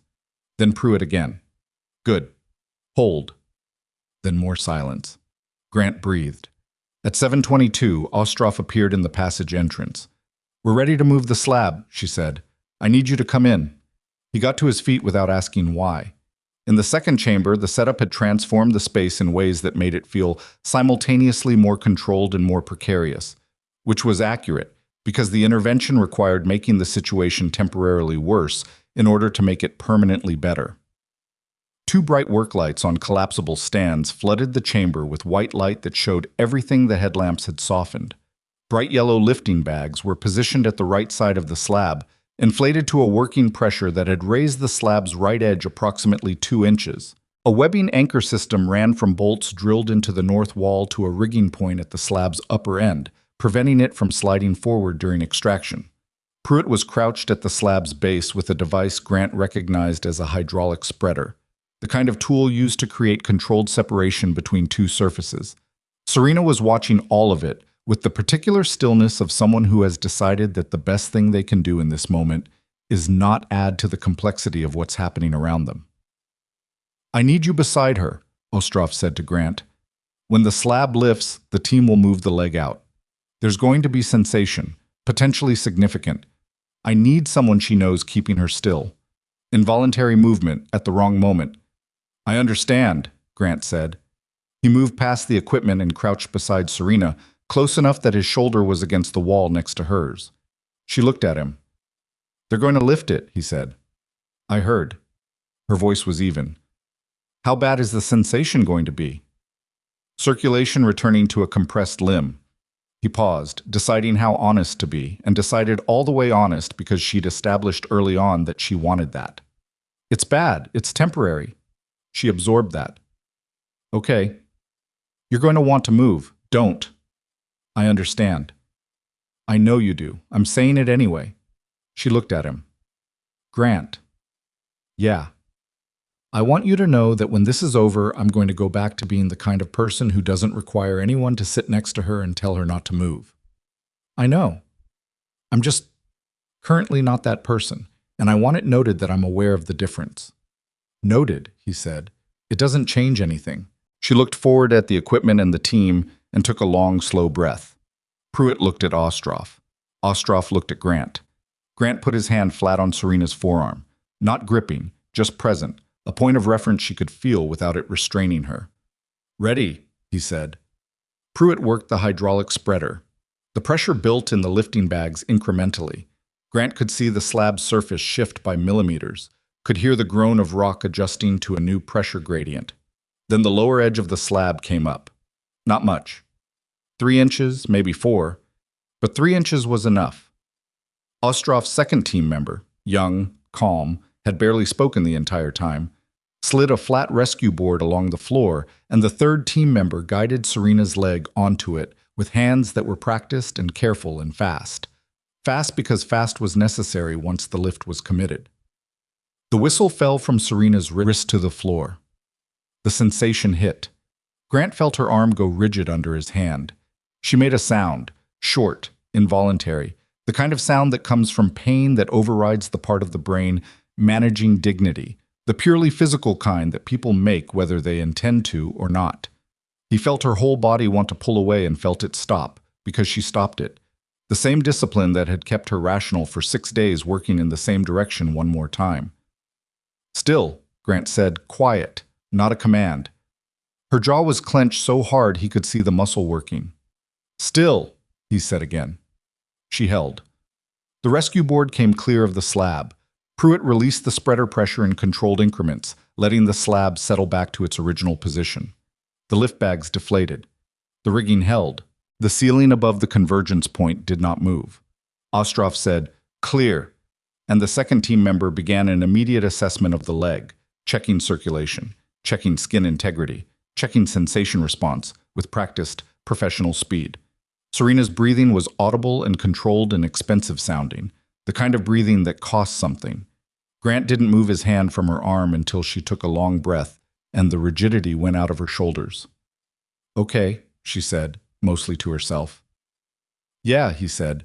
"That was—" She stopped. "Yeah," he said again. She looked down at her leg, now extended on the rescue board.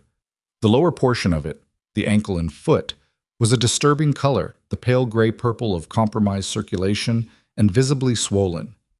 The second team member was working with competent efficiency, checking pulse points and making notations and relaying information to Ostroff in quick, quiet sentences. "Can you feel your foot?" the team member asked Serena. "Yes." She said it through still gritted teeth. Unfortunately. That's a good sign. The feeling will be worse before it gets better. Wonderful. Grant sat back on his heels and looked at the slab sitting exactly as it had been, undisturbed, the ceiling above it intact. Pruitt was already disassembling the rigging with the same unhurried methodology he'd used to set it up. Ostroff crouched beside Grant. "We need to get her out before she stiffens up," she said quietly. "We've got a carry stretcher. The passage is going to be the problem. It's tight." "I know. I came through it. Can you take lead on the stretcher front? I want someone who knows the passage ahead of the team." "Yes." She nodded. 15 minutes to prep and then we move." He stood and looked at Serena, who was looking at her freed leg with an expression that was not entirely readable. Something between relief and grief, the way you look at a part of yourself that has been through something and emerged different. 15 minutes, he told her. "Then we're going to carry you out." She looked up at him. You can't walk on that leg." "I was going to say I can probably manage part of it." "You can't," he said, "and we're not going to spend 10 minutes arguing about it." She considered him for a moment. "You're going to be annoying to know," she said. "Aren't you?" He picked up the whistle from the floor where it had fallen and held it out to her. She took it. 15 minutes, he said. "Rest." The extraction through the passage took 40 minutes.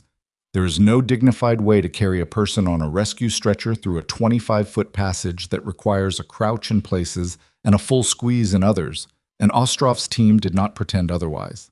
They worked in sections, angling the stretcher, passing it hand to hand around the tightest points, communicating in short, practical sentences. Grant led from the front, moving backward through the passage with his hands on the stretcher's front rails, feeling behind him for clearance, calling the angles. Serena said nothing during the passage. She kept her eyes on the ceiling directly above her and held the side rail with one hand, not squeezing it, just maintaining contact. Grant noticed this and noticed that she'd made the same choice he had hours ago when he was waiting in the dark. Find something physical to anchor yourself to and keep your hand on it.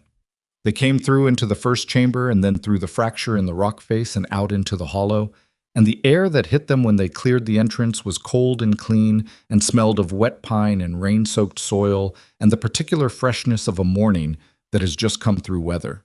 The sky above the hollow was pale gray and lightning, not quite dawn colors yet, but moving toward them. Serena looked up at it. She didn't say anything. She just looked at it for a long moment, the open sky above the hollow. And Grant saw her chest rise and fall on a breath that was different from the ones she'd been taking underground. Deeper. Like something that had been held very carefully for a long time being allowed, finally, to fully release. He turned away and let her have that moment without anyone watching it. The carry down the drainage took another hour and 40 minutes. It was not easy terrain for a stretcher carry, even in good conditions, and the storm had made the conditions something other than good. The rescue team worked in rotation, swapping positions every 10 minutes to manage fatigue on the steep sections. Grant worked the front position consistently, except for 2 stretches where the pitch required a different configuration, and by the time they reached the lower end of the drainage, where it opened onto the wider access trail, his shoulder was making itself known in a way that had moved from annoying to genuinely difficult. He didn't mention it. At the access trail junction, 2 additional rescuers were waiting with a wheeled stretcher carrier that could be managed more easily on the packed trail surface. Ostroff coordinated the transfer with her usual minimal word efficiency. A paramedic who had been staging at the junction did a rapid field assessment of Serena's leg, asked her a series of questions in quick succession, and called ahead to the receiving hospital on a radio. Grant stood at the edge of the trail junction and let all of it happen around him. He was, he realized, extremely tired. Not the operational tired that he'd been managing since yesterday afternoon. That was still present, running in the background like a program that hasn't been closed, but something older underneath it that had been waiting for the situation to resolve before making itself fully known. The kind of tired that comes when the door you've been holding shut finally has someone else on the other side of it. He sat down on a rock at the edge of the trail.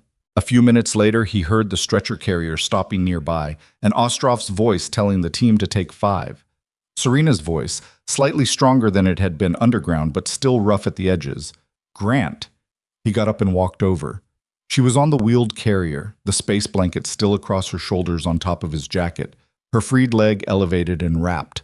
The paramedic had stepped away to make another radio call.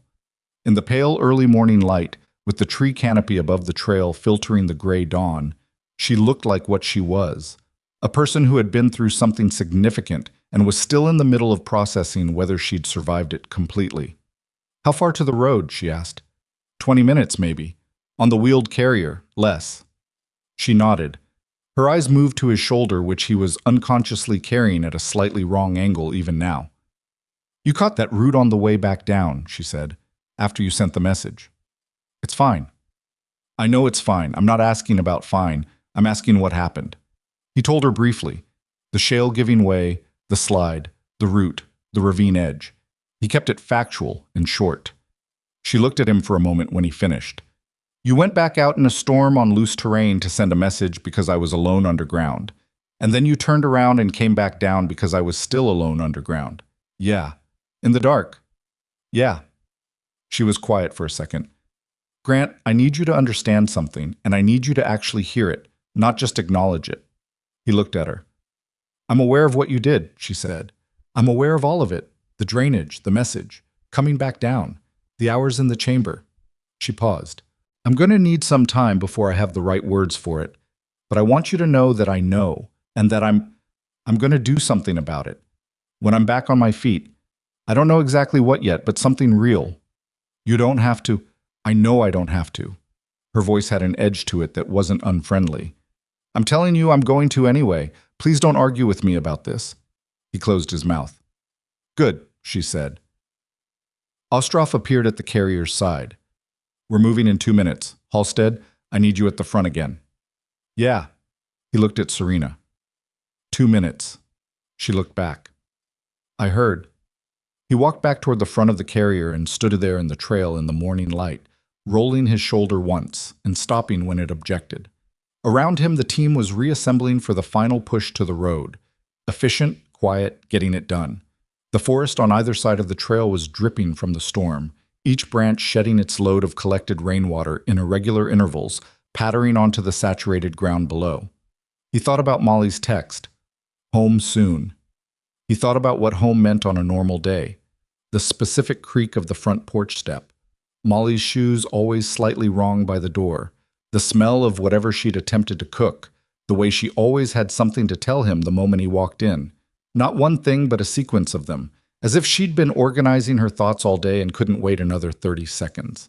He thought about what it was going to mean to walk through that door today. Behind him, the carrier moved, and he put his hands on the front rails and started walking. They came out of the forest at 7:54 in the morning. The parking area at the trailhead had 3 ambulances, 2 county sheriff SUVs, a fire department rescue vehicle, and a scattering of people who had been staging and waiting since before dawn. When the tree line broke and the rescue team came through with the carrier, the activity in the parking area changed in the particular way it changes when people who have been waiting for an outcome finally see the outcome arriving. Dale Purcell was there. Grant saw him at the edge of the parking area, standing with his arms folded and his jacket collar turned up against the morning cold. The search and rescue commander, who had called it off 30 hours ago, looked at the carrier coming through the tree line and then looked at Grant walking behind it, and whatever he'd been carrying since yesterday morning, Grant could see it in the way his shoulders dropped a fraction when he exhaled. He walked over to Grant as the paramedics from the ambulances converged on the carrier. "Your message came in at 1:58 this morning," Dale said. "Hit my deputy's phone. He called me. We had Ostroff staged by 3:30. "I know," she told me. "You found her." He said it the way people say things when they're still working out how they feel about them. Not accusatory. Dale Purcell was not built for accusation, but with the weight of someone calculating the distance between a decision that felt right at the time and what it turned out to mean. "I found her," Grant said. Dale looked at the carrier where the paramedics were doing their handoff assessment, and at Serena, who was responding to their questions in her controlled way, not wasting words. "The western drainage," Dale said. "Well, we had it marked no-go for ground teams." "Yeah." Terrain assessment said, "I know what it said." Grant's voice was not unkind. "The terrain changed after she went in. The landslide that shifted the drainage floor happened after the search grid was established. The aerial sweep didn't catch her because she was in a cave system. The cave system entrance is a fracture in the rock face. You'd walk past it without knowing what you were looking at. Dale absorbed that. Our grid was built on terrain that no longer existed. That's right. The search commander was quiet for a moment. Grant knew what he was doing, the same thing Grant had been doing for the last 6 hours in various configurations. Running the variables, accounting for what was knowable and what wasn't. Trying to hold the outcome and the decision in the same space and be honest about both. You should have told someone where you were going, Dale said finally. Yeah, Grant said, I should have. If something had happened to you in that drainage, nobody would have known where either of you were. I know. That's a serious risk. It was a serious situation. Dale looked at him. There was something working behind his eyes that Grant recognized. A man who has spent 21 years defining the edges of the possible and just watched someone walk past those edges and come back out the other side carrying someone else. I'm going to revise the protocol, Dale said. Post-storm terrain remapping before we close a search. It should have been in there already. Probably would have been if it had come up before. It came up now. It did. A pause. Dale put his hand out. Grant took it, and they shook, and that was sufficient for both of them. Grant walked toward the ambulance where the paramedics were loading Serena. One of them glanced at him as he approached. Are you family? No. He's the one who found me, Serena said from the stretcher. Her voice carried clearly. He can stand there if he wants. The paramedic looked at Grant. Grant looked at Serena. They'll take good care of you, he said. I know. She looked up at him from the stretcher. In the morning light, outside the cave, she looked different. The pallor more visible without the headlamp's flattering imprecision, the exhaustion more complete. She also looked irrefutably like a person who was going to be okay. How's your shoulder? I'll get it looked at. That's not an answer. It's the answer I have. She held his gaze. Will you? She stopped, started again. I don't have your number. He looked at her for a second, then pulled out his phone and read her his number. She typed it in with fingers that were steadier than they had any right to be. Molly, she said, when you get home, tell her the city was Millhaven and the country is the one she knew it was. Grant looked at her. She asked how you know there's nobody left to find, Serena said. She deserves to know the answer. The paramedic closed the ambulance door between them. Grant stood in the parking area of the Ironwood trailhead in the morning light and watched the ambulance pull out. His shoulder ached. His knees were informing him of several things he didn't have the bandwidth to address yet. His jacket was somewhere in that ambulance, which he'd remember to be annoyed about later. He walked to his truck. The inside of it smelled like old coffee and Molly's soccer cleats and the specific pine and dust smell of a vehicle that spends most of its time parked at trailheads. He sat in the driver's seat for a moment without starting the engine. His hands rested on the steering wheel. Through the windshield, the morning was going from gray to pale gold at the edges as the cloud cover thinned, the first real light of the day finding its way through. He took a breath. Then he started the truck. The road back down the mountain was wet and empty and took him through forest that was just beginning to show the light. Pine trunks going from dark gray to warm brown in the changing quality of the morning.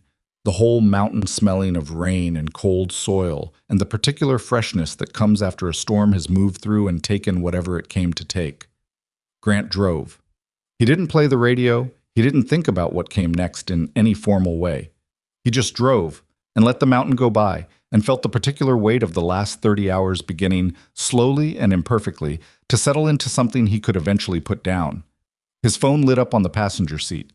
He glanced at it. A text from a number that wasn't in his contacts. 8 words. You came back. That's the part that matters. He read it once. Then he put his eyes back on the road. The mountain road curved down through the trees, wet and winding, and his truck followed it, and the morning kept coming in around him from every direction, the way mornings do when they've decided to arrive. He was 40 minutes from home. Molly was sitting on the front porch steps when his truck came down the street. She wasn't supposed to be outside. It was barely past 9 in the morning, and the air still had the sharp, wet cold of the storm's aftermath. And she didn't have a jacket on, just the oversized flannel shirt she slept in and her socks, which were already darkening at the toes from the damp wood of the steps. Grant registered all of this from behind the windshield before he'd even pulled into the driveway. And he registered something else too, which was that she'd clearly been sitting there for a while, not just come out when she heard the truck. Her knees were pulled up to her chest, and her arms were wrapped around them, and she had the particular stillness of a child who has been waiting longer than they want to admit. He pulled in and cut the engine. She was off the steps before he had the door fully open. He caught her with his good arm, the left, not the shoulder that had caught a tree root over a ravine, and she hit him hard enough that he took a step back, and she didn't say anything for a long moment, just pressed her face against his jacket and held on with both hands fisted in the fabric at his sides. He could feel that she was not crying, which with Molly meant she'd already cried at some point earlier and had decided she was done with that portion of the experience. He held on. "You didn't call," she said into his jacket. "Signal was bad most of the night." "You texted that you were okay." Yeah. That was at 5-something. Yeah. And then nothing for 3.5 hours. He didn't have a better answer for that than the facts, so he let the facts stand. She pulled back enough to look at him. Her dark eyes, her mother's eyes, the same ones he'd described to Serena in the dark of the cave, moved across his face the way they did when she was doing her own version of an assessment. 9 years old and already fluent in the language of checking whether someone she loved was telling her the whole truth. "You're hurt," she said. "My shoulder, it's not bad." "How'd you hurt your shoulder?" "Slipped on wet rock down a ridge." She looked at his shoulder, then back at his face. "Did you find her?" "Yeah." Her jaw tightened once in the way it did when she was processing something that had more weight than she was ready to let show. "Is she okay?" "She's going to be okay. She's in the hospital. They've got her." Molly nodded slowly. She didn't let go of his jacket. "You were in there all night," she said. "Yeah." "With her? Underground?" "Yeah." "Were you scared?" Grant looked at his daughter, at the question she'd asked, which was not the question most people would ask. Not "are you okay?" Not "what happened?" Not "why didn't you call?" Were you scared? Because Molly had understood from a young age, in the way that children understand things they've never been explicitly taught, that her father's version of scared was different from most people's, and she had long since stopped pretending otherwise. She wanted the true answer, not the managed one. "A little," he said. "Not for me." She held his gaze. "For her." "Yeah." She nodded again, as if this confirmed something she'd already worked out on her own. Then she took his hand, not the injured side, the other one, and pulled. "Come inside. I made eggs. They're probably cold." "Eggs are fine cold." "No, they're not. I'll reheat them." He let her pull him up the porch steps, and the step on the right creaked the same way it always creaked, and she'd left her shoes just barely too far inside the door to be practical, same as always. And the kitchen smelled of eggs and toast, and the particular warm smell of a house where someone has been awake for a long time waiting for a sound outside. He sat down at the kitchen table and let his daughter reheat the eggs, and didn't argue about it. He slept for 4 hours after breakfast. Not planned sleep, he sat on the couch and Molly put a blanket over him, and somewhere between watching the morning news and thinking he should probably check his phone, the 4 hours disappeared. He woke up with the particular disorientation of unplanned sleep, the brief blank moment of not knowing what time it was or why his shoulder hurt, and then everything assembled itself back into sequence. He lay there for a minute, listening to the house. Molly was in her room. He could hear the specific sound of her moving around in there, the creak of her desk chair, the occasional soft thump that meant she'd put a book down. Normal sounds. The sounds of a Saturday afternoon when nothing is wrong. He got up slowly, worked his shoulder through its range of motion until it stopped objecting quite so loudly, and went to the kitchen for water. Then he sat at the table and looked at his phone. 11 missed calls. 9 of them were from a number he recognized as the Ironwood County Sheriff's Communications Office. 2 were from his neighbor, Mrs. Henley, who had presumably heard something through the small-town information network that operated faster than any cell tower. There were 14 text messages from a variety of people, most of them variations on the same 2 or 3 things. Heard you found that woman, heard you went in alone, heard it was bad in there. He read none of them with any depth and responded to none of them. There was one message from Serena's number, sent at 11:47 in the morning while he'd been asleep. Millhaven General, room 214. They say the leg has good circulation and sensation. They're less enthusiastic about the rest of it. I told them they should see the other guy. He read it twice. Then he typed, Good. Rest. Her reply came in 40 seconds. I've been resting for 6 days. Also, they took your jacket. It's in a bag in my room. Evidence of something, apparently. Keep it, he typed. It smells like pine and cave. Yeah. A pause. Then, Grant. Thank you. That's the version I'll keep working on until I have better words. But for now, thank you. He set the phone down and looked at the kitchen window. Outside, the afternoon had gone properly clear after the storm, that particular sharp autumn clarity where the sky is a color blue that doesn't quite exist in summer, and the light hits everything at an angle that makes ordinary things look significant. He thought about what she'd said, that she'd keep working on the words. He understood that. The thing that happens after crisis, when your mind starts processing what your body was too busy surviving to feel. When the sequence of events that you managed in real time, decision by decision, becomes a story. You're now the subject of rather than the author of, and the story turns out to be heavier than the managing of it was. He knew that process. He'd been in it before, from the other side of the mountain, in the literal sense. He picked up the phone again and typed, "The words aren't the part that counts. You know that." Her reply, after a longer pause, "You sound like someone who's been told that before." "I have," he typed. "It's still true." The weeks after an event like this have their own strange texture, and Grant had been through enough of them, in various configurations, to know better than to expect the texture to be simple. The first week was media. Not because he invited it, he did not invite it, did not return calls from the 2 television stations, and the regional newspaper that found his name in the county rescue records, did not respond to the messages left by a true crime podcast producer who somehow got his email address. He let all of that run past him like water around a stone. It wasn't a principled stance exactly, more a preference born from the understanding that the version of events that makes a good 2-minute news segment and the version that actually happened are different versions, and he didn't see what purpose was served by helping broadcast the former. Dale Purcell's office handled the official public information, which suited Grant fine. Dale was better at measured public statements than Grant would ever be, and he said the right things. Acknowledged the search team's effort, acknowledged the difficult conditions, announced the protocol revision regarding post-storm terrain remapping, and declined to characterize the outcome as anything other than a collaborative effort across multiple teams. He didn't mention Grant by name. Grant sent him a text that said only, "Appreciate it." Dale replied, "Buy me a coffee sometime." "Yeah," Grant typed back. The second week was quieter, and in some ways harder, the way the second week usually is, when the adrenaline has fully left the system and the body is presenting its invoice for everything it spent. His shoulder turned out to have a partially torn rotator cuff, which the urgent care physician told him with the weary emphasis of someone who had said this before. "You should have come in sooner." He was given a referral to a physical therapist and a list of things he should not do for the next 6 weeks, most of which he was going to have difficulty avoiding given the nature of his work. He went back to work anyway, more carefully than before, in the way that people with physical jobs navigate injuries, doing the parts they could do and leaving the parts that would genuinely make it worse.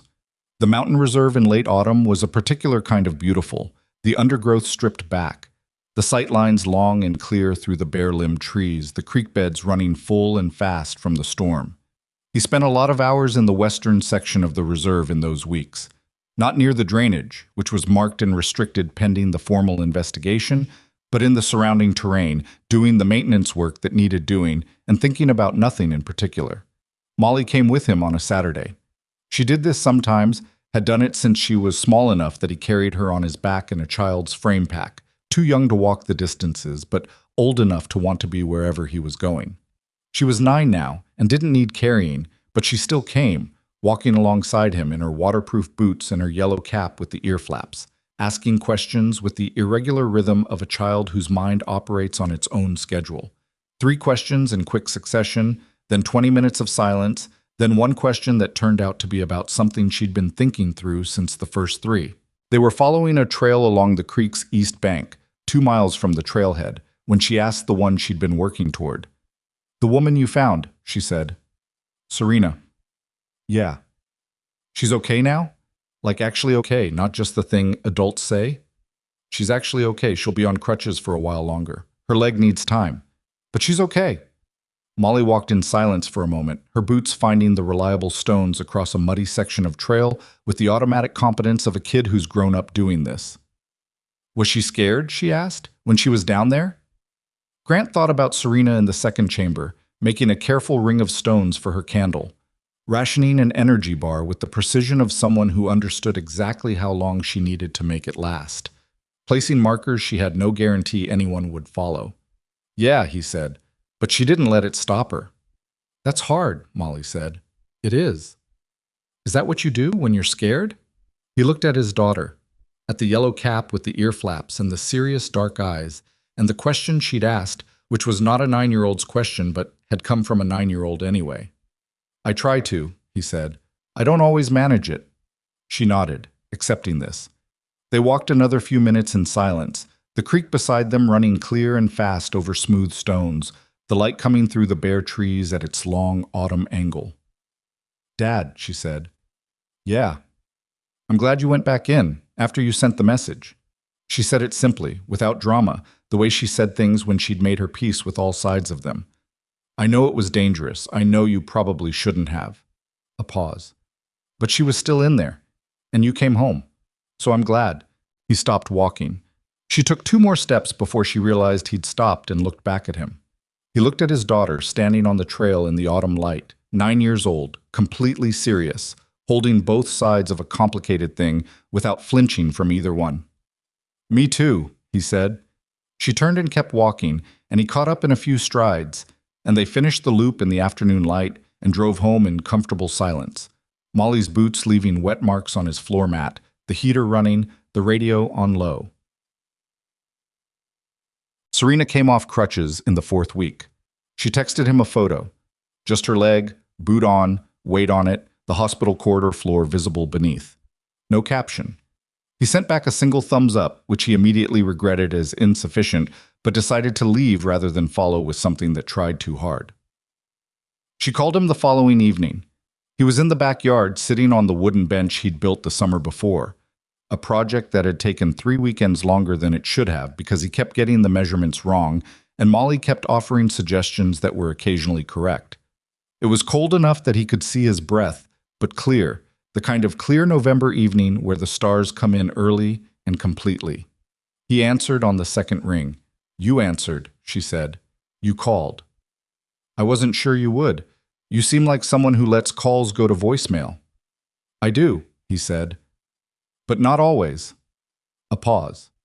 He could hear faintly the ambient sound of wherever she was, an interior space, quiet, the specific acoustic of a room with high ceilings. I went back to the office today, she said. First day. Half day, technically. My director of operations, I told you about him. He'd reorganized the filing system while I was out. How'd that go over? I wanted to be furious about it, but he'd done it correctly, which was deeply inconvenient. A pause. I told him it was good work. He looked like I'd handed him something he didn't know what to do with. You don't usually say that? I say it. I don't usually... She stopped. I don't usually mean it in a way that's apparent. Apparently. A beat. Being underground for 6 days changes your read on certain things. Grant leaned back on the bench and looked up at the sky. What things? The gap between what I think I communicate and what actually gets communicated. That gap is larger than I understood. She paused. I've been thinking about it for 4 weeks. I've been thinking about a lot of things for 4 weeks. Like what? Like the fact that I went up to that drainage alone, without telling anyone exactly where I was going, because I wanted to see the terrain before anyone told me what to think about it. Which is, I still believe that's the right instinct. But I went without a proper communication device, without a guide, without anyone who knew my exact location, because I was confident. A pause. Confidence and competence are not the same thing. I know that intellectually. I did not know it in the operational sense until I was alone in a cave for 6 days. You survived it. Because you came. Grant, I need to be clear with myself about that. I survived it because you made a choice that nobody required you to make. That's not something I can absorb and then go back to operating the same way. He was quiet for a moment. The stars overhead were getting brighter as his eyes adjusted. What are you going to change? He asked. The survey protocol, first. No solo site visits in remote terrain. Communication requirements. Location filing before any field work. She paused. And some things that are harder to put in a protocol. How I talk to my team. Whether I make it possible for people to tell me when I'm wrong. Whether I... She stopped. Whether I make it easy for people to stay. Something in the way she said that last part. That's a bigger conversation than the protocol, he said. Yes, it is. A pause. I'm having it with myself. It's going well, in the way that conversations with yourself go well when you have no choice but to be honest. Grant sat with that for a moment. He understood what she was describing, the particular post-crisis reckoning where the version of yourself that existed before the event and the version that exists after are in dialogue, and the dialogue is not always comfortable. Can I ask you something? He said. Yes? The site survey. The parcel you were evaluating. What happened with it? A pause. Then something in her voice that was almost amusement. We passed on it. The hydrologist's report came in while I was in the hospital. The drainage pattern issues I was going up to assess turned out to be more significant than the preliminary data suggested. Developing that parcel would have created real problems downstream. So you were right to go look. I was right about the instinct, wrong about the execution. A beat. Both things can be true. Yeah, he said. They usually are. They talked for another hour. Not about the cave or the rescue or the protocol review or any of the things they'd already talked about in pieces over the past 4 weeks. They talked about Molly's school, about a project Serena's company was working on in a different county, about what the Ironwood Reserve looked like in November, about whether the rotator cuff was improving, it was, grudgingly, about the particular challenge of maintaining a wooden bench in weather that had opinions about wood. It was the kind of conversation that moves across subjects without agenda and feels afterward like it covered something important that neither person could have named going in. When they finally said goodnight, Grant stayed on the bench for a while longer in the cold. I was thinking about something she'd said, that confidence and competence are not the same thing. He turned it over slowly in his mind, not because it was new exactly, but because hearing it in her voice from a person who had learned it at that specific cost gave it a weight it didn't have as an abstraction. He'd known men in his former life who confused those two things constantly and fatally. He'd known men who knew the difference and still got it wrong when the pressure was sufficient. He'd gotten it wrong himself, more than once, in contexts he still didn't let himself revisit for too long. What he kept coming back to, sitting in the cold under the clear November sky, was this. The western drainage had been marked no-go, not because it was impossible to enter, but because the risk assessment said the probable reward didn't justify the probable cost. That was a reasonable assessment based on available information. Dale Purcell had made it, and Dale Purcell was not wrong to make it. But the assessment didn't account for the thing that probability can't account for, the specific, irreducible fact of a person. Not a statistical person, not a category of missing person outcomes, but Serena Whitlock specifically, who had gone into that drainage with every intention of coming back out, and who had spent 4.5 days making sure that intention was still legible to anyone willing to read it. His daughter had asked a question, how do you know there's nobody left to find? The answer, Grant had come to understand in the weeks since, was that you don't know. You make an assessment, you run your probabilities, you make decisions under uncertainty with incomplete information. That's the only way it works, because certainty is not on offer and never has been. You do the best honest accounting you can with what you have, but the assessment has to account for the person, for the specific, actual, irreplaceable fact of them. That was the thing the Western drainage notation had missed. Not through negligence, not through failure, just through the limits of what a probability assessment can hold. And that was, Grant thought, a limit worth knowing, worth remembering, the kind of thing worth carrying forward from a dark cave on the wrong side of a mountain. Not as a rule exactly, but as a correction, a recalibration, a reminder that the numbers are real and the person is more real. On a Saturday in early December, Serena drove out to Ironwood. She'd told him she was coming 2 days before, in a text that was straightforward and brief. I want to see the terrain. I want to walk the drainage if it's open. Would you take me? He'd replied that the drainage itself was still restricted, pending the formal investigation's conclusion, but that the surrounding area was accessible. She'd replied, "That's fine. I want to see it." He met her at the trailhead parking area at 10 in the morning. She was standing beside a dark blue SUV in hiking boots and a gray jacket, and she looked different from the hospital. Different from the cave, obviously, but also different from the photograph he'd constructed in his mind over the past weeks, from a combination of the headlamp glimpses and the voice in the dark and the 8 words she'd sent from an ambulance. She looked like a person who was back inside themselves after having been briefly displaced, which is a specific look he recognized because he'd seen it in mirrors at various points in his life. She walked toward him with a slight unevenness in her gait. Not dramatic, barely perceptible, but there. The leg. "How bad is the walk?" she said by way of greeting. 2 miles to the edge of the restricted zone. The terrain is variable. How's the leg?" "Functional. I'll tell you if it isn't." She looked past him at the tree line. "It's smaller than I remembered." "The mountain?" "The approach. Everything leading in." She paused. "When you're lost, the terrain feels enormous. Every distance is multiplied. Standing here now..." She stopped. "It's just a mountain." "Yeah," he said. "It usually is." They walked. She set a good pace, not pushing, but not cautious. She moved through the terrain with the attention she'd mentioned, looking at it, reading it, doing her version of the conversation that Grant had been having with this landscape since he was a teenager spending summers with his grandfather. Different vocabulary, same language. He showed her where the markers had been. The shelf rock where the 3 stones had been arranged. The pine where the fabric had caught on the stub of branch. She stood at each place and looked at it for a long time without speaking. At the shelf rock, she crouched down and put her hand flat on the stone where the stones had been. "I remember placing these," she said. "Day 3. I'd been back in the cave most of day 2 because the rain was..." She stopped, recalibrated. "The rain was very bad. I came out when it eased and put these out and went back in. I didn't know if they'd last through another storm." They lasted. They lasted. She stood. "I didn't know when I put them out whether anyone was going to be looking in this direction. She looked at the shelf.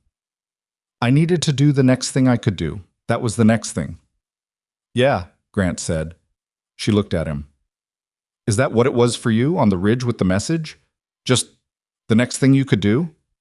He thought about it. "Partly, and partly something else." "What else?" He looked at the shelf rock, at the depression where 3 stones had sat in a triangle until he moved them into his hand and carried them out, like something that needed keeping. "I've been on the other side of it," he said, "the wrong side, where someone makes an assessment and the assessment says the probability is too low and they move on. And I know what that feels like when you're the thing the probability is about." He paused. "I wasn't going to be the person who made that call without verifying it myself. That's the bigger part of it." She held his gaze. "You were left behind once. Operational context, not something..." "I know," she said quickly. "You don't have to tell me, I'm just..." She stopped. "I'm just saying I understand that there's a before story, and that the before story is part of why you walked into that drainage. And I'm..." She looked away, towards the tree line, and when she looked back, her voice was even, but not effortless. "I'm aware that I'm alive because of someone else's history. That feels important to acknowledge." Grant was quiet for a moment. "You're alive because of your markers," he said. "I followed them. Both things are true." "You keep saying that, both things." "Because it's accurate both times." She looked at him, and something in her expression settled. "Okay," she said. "Okay. Both things." They walked back out along the creek trail, the December light low and gold through the bare trees, the creek running clear over its stones. They didn't talk much on the way back. The terrain required enough attention that conversation was intermittent anyway, and they'd arrived, both of them, at the comfortable place where silence doesn't require filling. At the trailhead, she turned to him. "I want to do something," she said, "for Molly. I've been thinking about it for weeks and I want to ask you before I do anything." He looked at her. "She's 9, Serena said, and she asked the question that mattered, the one that..." She paused. "I want to fund her education, college, whatever comes before it, whatever she needs." She held up a hand before he could respond. "I know that's not a normal thing to say. I know it might feel like too much. But I have thought about this carefully, and I'm not doing it because I feel obligated or because I'm trying to buy something. I'm doing it because she asked the right question at the right moment. And that question saved my life. and she's 9 years old, and I want her to have every possible room to keep asking questions like that for the rest of her life." Grant said nothing for a moment. He thought about Molly on the porch steps in her socks, about her question in the forest, both things, said simply, meaning every word. About the way she'd looked at him across the kitchen table when he told her the eggs were fine cold. The specific look of a 9-year-old who knows you're wrong but loves you enough to let you be wrong about eggs. "I'll tell her," he said, "and I'll let her decide." Serena looked at him. "She's 9. She's 9 and she'll understand what you're offering and why, and she'll have a view on it and her view matters." He held Serena's gaze. "She's not a child who should have decisions made for her that are about her." A pause.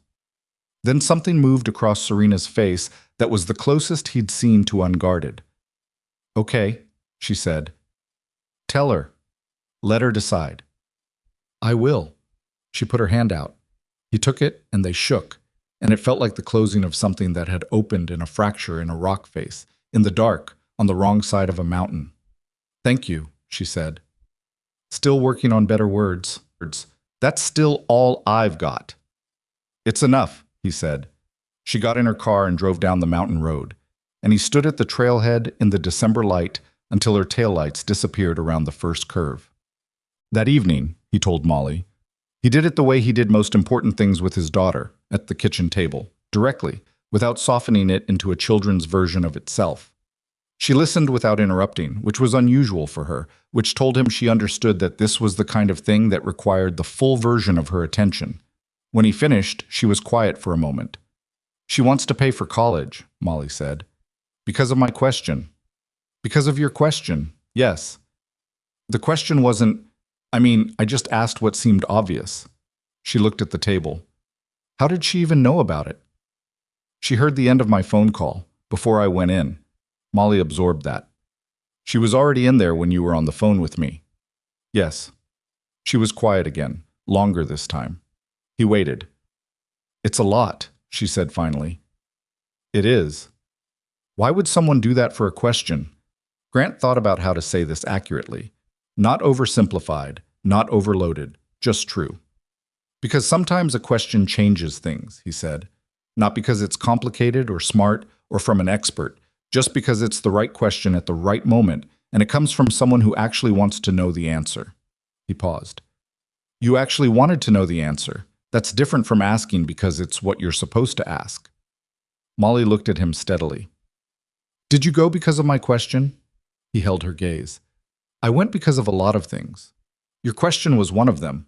It was the one that helped me stop pretending I hadn't already decided." She thought about this for a long time. Long enough that he got up and poured himself a glass of water and sat back down. "I want to meet her," Molly said finally. "Before I say yes or no, I want to meet her and I want to know she's actually okay. Not just told she's okay. Actually okay." "That's fair." "And I want to think about it." "Also fair." She looked at him. "Dad." "Yeah." "You came home." She said it the way she'd said it on the porch, the same matter-of-fact way, the way she had of stating the most important things without escalating them. "Yeah," he said. "I need you to always come home." He looked at his daughter, at her dark eyes that were her mother's eyes, at the serious face that was entirely her own, at the 9-year-old who put both things together without flinching from either of them, who asked the questions that needed asking, who sat on cold porch steps in her socks because waiting inside was too much like giving up. "I know," he said. "I'm going to do my best." She nodded once. "Okay." She stood up and picked up both their glasses and carried them to the sink. "Your shoulder is better." "A little." "Mrs. Henley asked about you at the store. I told her you were fine." "She didn't need to know more than that." "That's what I figured." She dried her hands on the dish towel and looked out the kitchen window at the dark backyard. "It's cold. Are you going to fix the step before winter? The one on the right." "I'll get to it." "You've been saying that since September." "I'll get to it this weekend." She turned and looked at him with the expression that meant she didn't believe him about the step, but had decided to let it go for tonight. "Good night," she said. "Night, Bug." She went down the hall to her room. He heard her door close softly, heard the creak of her bed, heard the specific silence of a house settling into its nighttime version of itself. He sat at the kitchen table for a while in the quiet. He thought about a cave in a mountain and a woman who rationed her last food bar and made a careful ring of stones for a candle stub and put markers in the rain on the outside chance that someone was still looking. He thought about a ridge in the dark and one bar of signal and a message that hung on a loading screen for 15 seconds over a ravine. He thought about a root in his right hand and loose shale underfoot and the specific cold of an early November morning above the western drainage. He thought about all the people he'd carried with him for years without setting them down. The ones he couldn't find. The ones who were lost before he got to them. The ones whose names he still knew and sometimes said quietly to himself in moments that didn't have witnesses. He'd carried them because setting them down had felt, for a long time, like a betrayal of some obligation he'd incurred without being able to name it. He understood, sitting at the kitchen table in the quiet house, that what the western drainage had given him was not absolution for those losses. Nothing gives you that, and anything that claimed to would be lying. What it had given him was a small, precise loosening of the grip, a reminder that the math works both ways. The ones you can't find do not cancel the ones you can. Both things. He got up and turned off the kitchen light. In the backyard, through the window, the stars were out the same as they'd been the night before and the night before that. Indifferent, permanent, doing their thing regardless of what happened underneath them. He stood at the dark window and looked at them for a moment. Then he went to bed. Outside, the wooden bench he'd built too slowly sat in the cold yard. The right porch step waited with its creak. Molly's boots were by the door in their reliable wrong position. Everything was exactly where it was supposed to be, in the approximate way that home usually is. Not perfect, not solved, but present and accounted for and real. The former Navy SEAL, the quiet maintenance contractor, the single father who drove the truck with the pine and dust smell and the coffee cups in the holder, he slept. And the mountain stood where it had always stood, and the western drainage held its silence, and the creek ran clear over its stones. And somewhere down that mountain road, in a room with high ceilings, a woman who had rationed her last resources against an uncertain outcome was beginning, carefully, to figure out what came next. Both of them were home. That was enough.